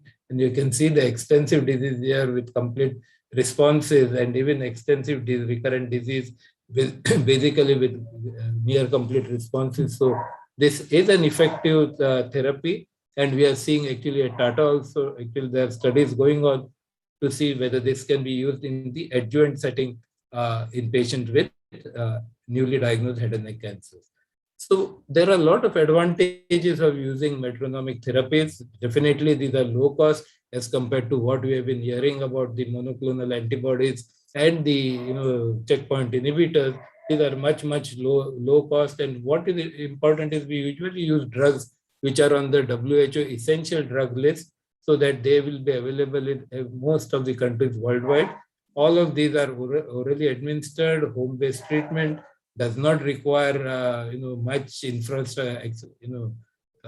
advanced infrastructure to take care of these patients. And there is very importantly, we have shifted the paradigm from drug discovery to drug repositioning, so that we are using drugs like celecoxib, etc., which can be used in reposition to be effective in patients with cancer. So to end, actually, though mostly we are using this metronomic therapies in palliative setting, it may be effective in primary setting. And there is head and neck cancer is such a common cancer in India that we can definitely do such studies in a short time if people show interest in that. Will have a great role in perioperative period as also as maintenance therapies, like I told. Very importantly, metronomic therapies are less or non-genotoxic. And this is important because, as we know, there is field of cancerization in head and neck cancer. And many of these patients come back with second cancer and all down the line. So as much as possible, if we use non-genotoxic therapies, we may, again, this is hypothesis, but this may decrease the recurrences or the second cancers that are develop in many head and neck cancer patients. And very importantly, we cannot use one drug. Metronomic therapies to be really effective, we have to use a combination of drugs. And this is usually what I use is basically a drug to target the tumor, one to change the microenvironment, and one to modulate the immunity. So usually we target, we have a combination of drugs that are used in metronomic therapies also, because many times single agent methotrexate or single agent, docetaxel, all these are given. But really to be effective, metronomic therapies have to be used in combination. And these are personalized. So there will be different combinations for different types and subtypes of tumors. But these are effective if used properly. And very importantly, actually, this paper and this much work is going on now at present, where they are seeing if they can combine the metronomic therapies with immune checkpoint inhibitors and see if we can improve the outcomes. Because again, the metronomic therapies work on the tumor microenvironment, and many times the checkpoint inhibitor and immunotherapy doesn't work because the tumor microenvironment is not conducive for the effective. So for example, if you have tumor suppressors like basically the macrophages and all in the tumor microenvironment, many times the chemotherapy and even the immunotherapy won't work. So if the microenvironment is taken care of, maybe even the checkpoint inhibitors may work better, and therefore a combination of this may be the ultimate way to go. So this is again, this is a modification of the Pedro's graph, which has shown that if this is with the control, this is the standard chemotherapy that we use. And when we have used the basically checkpoint blockade, we have improved the outcome. But maybe if we combine the checkpoint inhibitors with metronomic therapies, we may get much better response in the future. So there's a lot of things to be done in this field, but hopefully, considering the number of patients we have, we may be able to really do some good work in this area. So thank you for this. And this is my last slide, where always, many people come and tell me that metronomic works, but I always tell them, don't underestimate the power of common man. So, these are very cheap therapies or, cost-effective therapies, but many of them do work. and especially in palliative setting, I think people should explore these, not only in in patients who are not non-affordable, but many times this works even in patients who can otherwise are fit and can afford any other therapy. So thank you very much, and thanks for your listening. Thank you so much, sir. Very, very informative talk, and congratulations to you and the whole Tata team for an excellent work done around metronomic therapy. Thank you so much for being with us. With this, we move on to our last panel discussion, that is integrating early palliative care in head and neck cancer. And our moderator for this session is Dr. Hemant Malhotra, sir, Director Oncology Services, Shri Ram Cancer and Super Speciality Hospital, Jaipur. And we have our esteemed panelists for this panel discussion, Dr. Shekhar Patel, sir, Senior Consultant Medical Oncologist at CG Hospital, Bangalore, Dr. K. N. Srinivasan, sir, Department of Radiation Oncology, Dr. G. Vishwanathan, Specialty Hospital, Trichy, Dr. Prince John, Director, Palix Healthcare Solution Private Limited, Pune, Dr. Prasenjit Chatterjee, Senior Clinical Oncologist, Apollo Multi-Speciality Hospital, Kolkata, and Dr. Abhishek Anand, Consultant Medical Oncology, Paras HMRI Hospital, Patna. Over to you, Dr. Malhotra, sir. Thank you very much, Dr. Neera. And if I were to share my screen, please, can you see the screen? Yes, sir. Yes, sir. And can you hear me? Yes, sir. Yes, sir. Okay, wonderful. So I'm very acutely aware that I stand between you and your Saturday evening dinner and possibly a drink. So we try and finish in the next 15-20 minutes. This is a topic which is very, very close to my heart, integrating palliative care into cancer treatment. And I can, tell you all with some little bit of pride that I've been instrumental in sowing the seed of palliative care departments in two institutions. One at my earlier institution, the SMS Medical College Hospital, and now at the Mahatma Gandhi Medical College Hospital. And at the Mahatma Gandhi Medical College Hospital, we now have two posts for MD in palliative medicine also. So, progress is happening, and I'm very, very happy about that. Also would like to confess that, this is a little to the side of my core competence, palliative care, but I guess palliative care is extremely important to understand and know for each and every oncologist. So thanks to these four wonderful gentlemen for organizing this beautiful two-day meeting, Dr. D. Cruz, Dr. Mishra, Dr. Govind Babu, and Dr. Kumar Prabhash, and the opportunity for having me, address all of you. And my very, very learned panelists, very happy to know that Dr. Srinivasan also could join. And we have a full panel of medical oncologists, radiation oncologists, one palliative care expert. And I wish there were some surgeons also, but we'll make do without that. This background has already been told to you by the wonderful talk by Dr. Banauli. So let me not waste time on this slide. So these are some of the common problems which our head and neck cancer patients experience, and we need to be trained to deal with these. Pain, trismus, infections, mucositis and stomatitis, halitosis, and non-healing ulcers, sometimes with maggots. So let's base our discussion on one of these common problems which we face. So let's talk about a patient, a 32-year-old male, otherwise extremely fit, but he's been a tobacco chewer since age 17. So he's been at it for like more than almost 2 decades. Complaints of gradually increasing inability to open the full mouth since 2 years, white patches inside the mouth, more on the right side.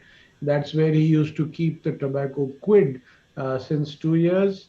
Gradually increasing ulcer, right buccal mucosa since 6 months, halitosis since 6 months, and a lump in the right side of the neck for 4 months. This is a clinical photograph. Mouth opening incisor to incisor is only 4 millimeters.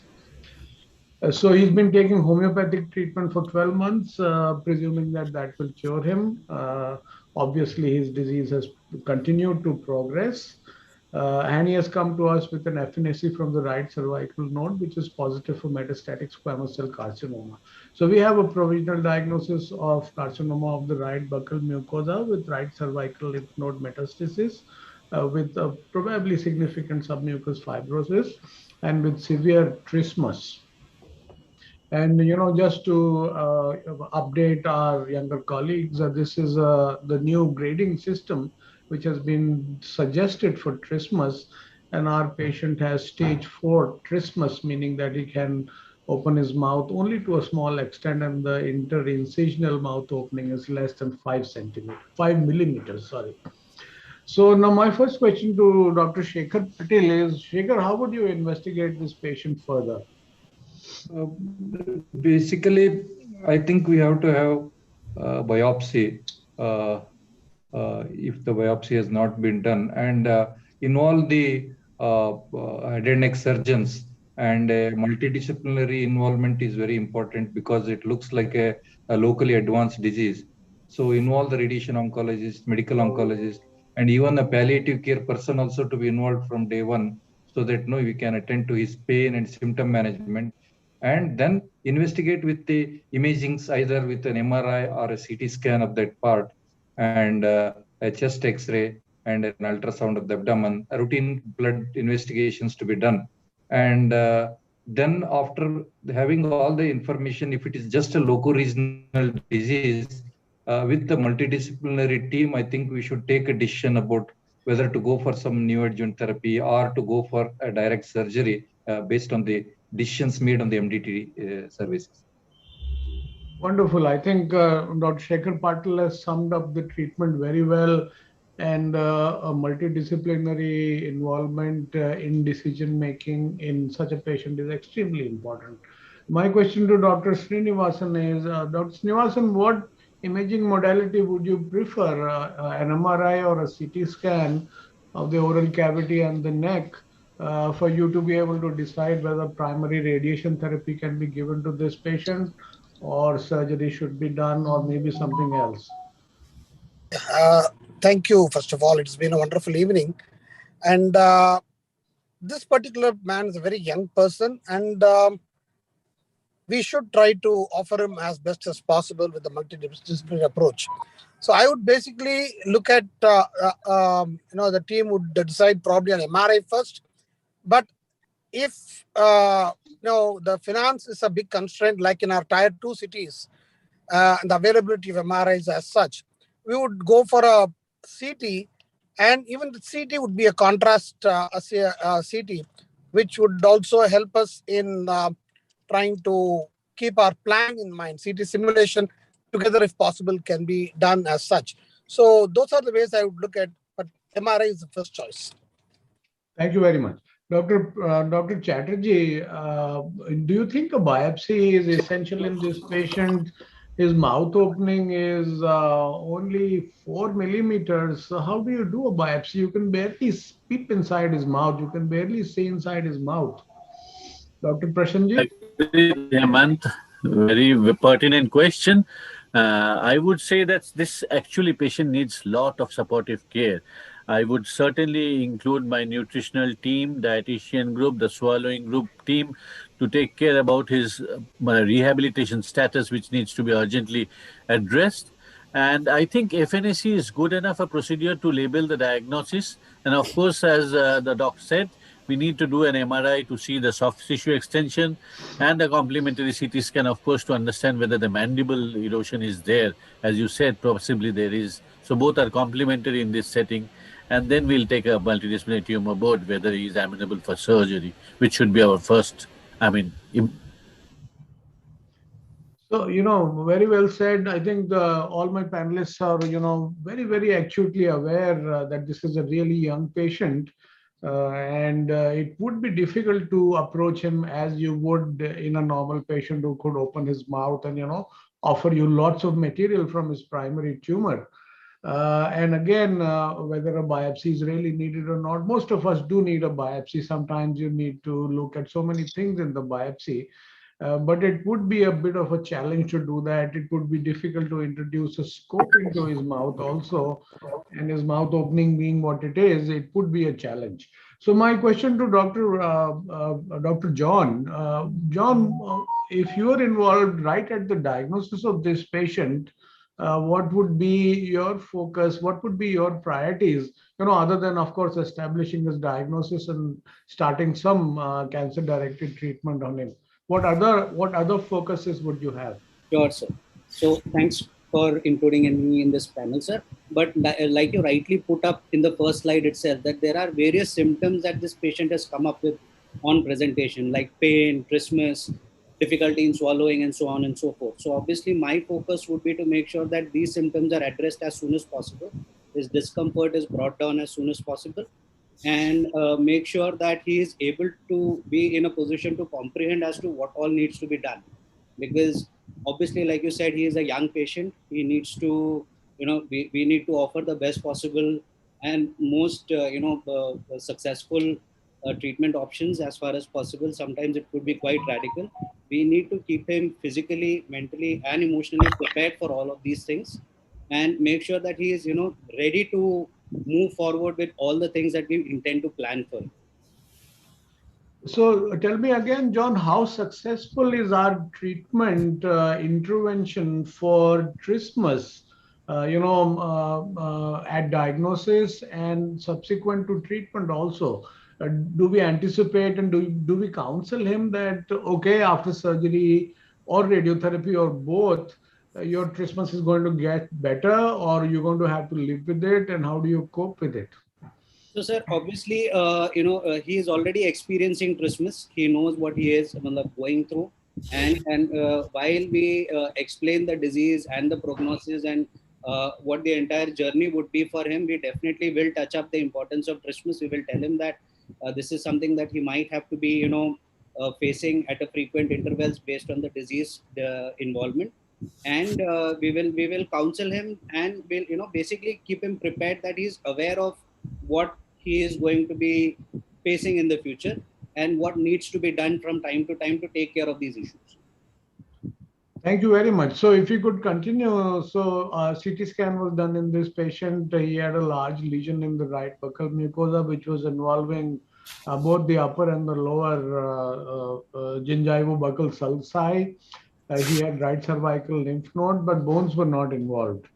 A biopsy, a punch biopsy, was possible through the small opening in his incisors, and that showed moderately differentiated squamous cell carcinoma. Everything else was normal, and his final diagnosis was squamous cell carcinoma, right buccal mucosa with cervical lymph node mets, T3, N2B, and M0.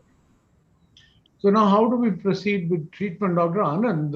What would be your approach now to this patient? How would we proceed with treatment? So again, we have to discuss in the multidisciplinary board, and if the board agrees the surgeon is okay, head and neck surgeon is okay, we should be going ahead with the surgery and followed by adjuvant depending on the pathological staging of the tumor. Okay, and do we expect his trismus to improve after surgery? He has lymph nodes, so he'll probably require adjuvant radiotherapy also, and a large lesion in the buccal mucosa. Again, a strong indication for adjuvant radiotherapy. But do you think with after all that treatment, his trismus will improve? Will he be able to open his mouth? Will he be able to chew and eat solids? So it's very important that how early we start the palliation, the palliation and the supportive care for this patient, especially the trismus management. We have to start very early for this patient, and even after surgery, some kind of rehabilitation or physiotherapy is required for this patient. And of course, the disease looks nodal positive, so adjuvant radiation will be required. So there is something needed for trismus to be to improve. Absolutely. I think I agree with you 100% that the Department of PMR, if you have a Department of PMR, physical medicine and rehabilitation, that has to be involved from day one, so that they can start him on those the exercise regime which they have. Again, now we have issues with primary surgery. We don't have a surgeon on board. So maybe we'll skip this and let's go to issues with primary RT or CTRT. Dr. Srinivasan, do you think that this patient can be considered or should be considered for primary RT? Do we have a surgeon on board? Is somebody listening? Any surgeon, oncosurgeon or ENT surgeon or head and neck surgeon on board at this time? Okay, so Dr. Srinivasan, you think that this is a candidate for primary radiotherapy? Yes, sir, definitely. Once surgery is out of question, or the team decides about some form of radiation, I would still go with the chemo radiation for this particular man because he's young. Keeping his nutrition up with NG feeds and keeping his biochemical parameters intact, platinum-based chemotherapy along with radiation, I would attempt a radical form of therapy for him rather than keep him in the palliative approach to him. So I would attempt a radical dosage of therapy, go 50, 60, 70, try to boost it as much as possible, and along with the concurrent chemotherapy. Excellent. So now my next question is to Dr. Shekhar Patil. Dr. Shekhar, is there a role of neoadjuvant chemotherapy? This patient obviously has a locally advanced disease. Would you want to reduce the disease by neoadjuvant CT before you hand him over for local treatment to your surgeons or your radiation oncologists? Yes, definitely, sir. I think there is a definite role for neoadjuvant chemotherapy because he has got so much of trismus. And if a surgery is not possible, if we want to add radiotherapy, then he may get into more problems with the radiation. So I would prefer to add neoadjuvant chemotherapy. His trismus may improve. Some of the component of his trismus may be disease infiltrating into the masseter muscles and other thing may improve, along with a good supportive care because he may be nutritionally very poor. I would prefer a peg or something to be put. Nutrition has to be taken care of, and then start off with the neoadjuvant chemotherapy. After that, once the disease comes under a reasonable control, a response, then add the radiation and chemotherapy concurrent after that. If surgery is straight away possible, that is a different issue. Otherwise, neoadjuvant chemotherapy followed by a surgical assessment also at that point of time also should be discussed, so that whether we can treat the trismus component of the disease also by releasing the temporomandibular joints and other things, so that whether that can help. Okay, that is also another part we should look into it, sir. So Dr. Abhishek, do you agree? And if you do agree, then what would be your regime of choice for neoadjuvant chemotherapy? So I think if the patient is having a locally advanced buccal mucosal cancer and surgeon is not very confident of upfront surgery, then of course we have the option of NSAT. And if we start with NSAT, ideal is to give it the 3 regimen, that is the TPF combination with the docetaxel cisplatin 5-FU. And after maybe 2 to 3 cycles of chemotherapy or NSAT, we have to reassess the patient for surgery. Excellent. I think that is a very, very valid option and it should be thought of and it should be considered. So I'll come back to you, Dr. John. I think, do you agree that you or somebody like you needs to be involved from day one in the care of this patient? Dr. John? Unmute yourself. Please unmute, Dr. John. Sorry. Yeah, so definitely there is a role for palliation right from day one, because like I said, there are a lot of symptom burden that he's coming with, which we can, help him with the management of pain, dysphagia, swelling around the tumor, swallowing difficulty. These things we can manage right in the beginning. And as the disease progresses, the role of palliative care kind of increases over a period of time, with the symptom burden increasing, with the physical and the emotional symptoms also increasing. So sooner we are included in the multidisciplinary team, the better. Excellent. So Dr. Prashanjit, at your center, these patients or such patients, are they seen by all these guys together right at the beginning? Are they seen by people from the physical medicine and rehabilitation? Is a dietitian involved? Is a dentist involved in the care of these patients? Yes, honestly speaking, we have the department comprising both dietitian, dentist, as well as the occupational therapy guys. But it is the prerogative of the treating doctor to take the patient or refer the patient individually to this set of clinicians who take care about. And with the slogan, closing the care gap for this World Cancer Day, I think there is looming large that we should think about integrating palliative from day one for this group of young patients, especially where there is a potential for cure. And as we know, in Indian setting, probably surgery itself per se will be a difficult situation. Neoadjuvant chemotherapy can be a safer bet. And since he's a young guy, we are looking for a curative potential. So he needs to be parallelly always supportive care taken into account while he is on radical treatment. Absolutely. I think each one of the panel members would agree with me if I say that in the ideal world, this patient and patients like this should have an integrated approach. They should be seen under the same roof by, of course, the oncologist, both medical and radiation oncologist, and the oncosurgeon. And in addition to that, the patient should also be seen by a palliative care physician, a physical medicine and rehabilitation person, a dietitian or a nutritionist should be involved from day one in the management of such patients. And possibly there is a role of dental consult also in these patients.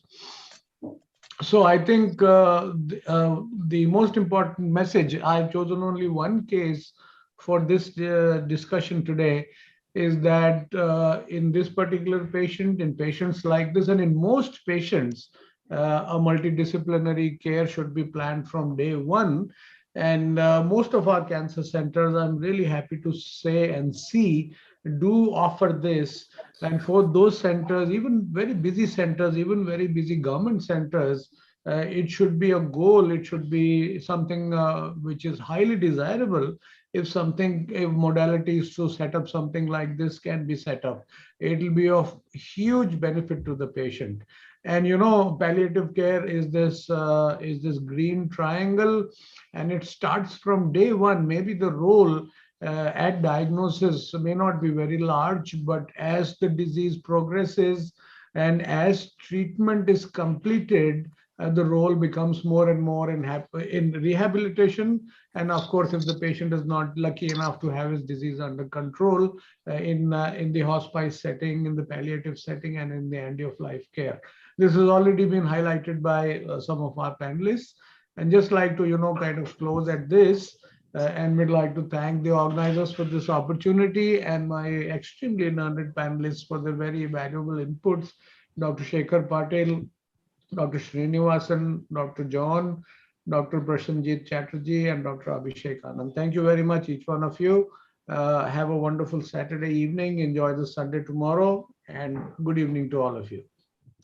Thank you. Thank you very much, sir. We have a small 2 minutes AV on Close the Care Gap theme. May I request the AV team to initiate that?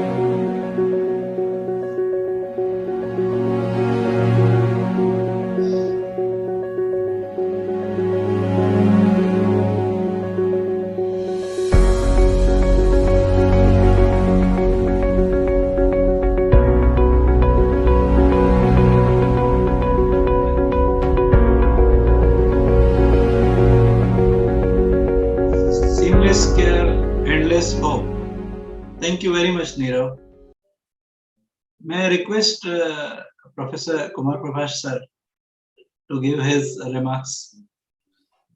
Hi, good evening, everyone. And we had 2 wonderful days of CME, and where we had excellent themes and discussion.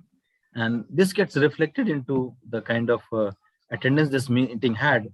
So total registration was 660, registration from India 524, registration from 140 different cities, registration from outside India 106, and from 37 different countries.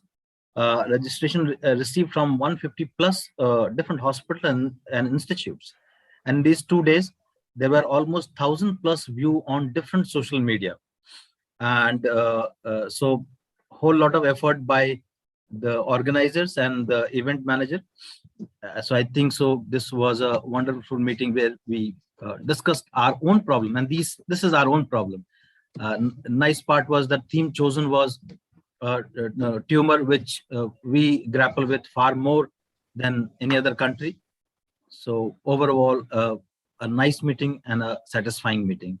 And I'm sure all of us would have learned from this CME. Thank you, and back to organizers. Thank you very much, sir. Now I request Dr. Viraj Suvarna to give vote of thanks. Dr. Viraj is Head Medical Affairs, Biocon Biologics. Thank you, Rajesh. I must say both yesterday and today have been excellent days. And all the people who attended, I mean, it's no wonder that so many people have attended, because we've had some really great sessions. I like the mix of, the fact that there were some presentations, but more importantly, also a panel discussion where everyone came out with their own practical, clinically relevant kind of inputs. I particularly liked the fact that, when you're focusing on head and neck cancer, as Dr. Kumar Prabhash also just said, and yesterday Dr. Anil Bikru said, it is, I would say, the Indian cancer, because, we know that I think approximately 1/3 of all cancers in India is because of head and neck, and in particular oral cancer. And actually, when Dr. Anil Bikru said that nearly half of these cancers are preventable. So all that we need to, do is be aware and change our lifestyle.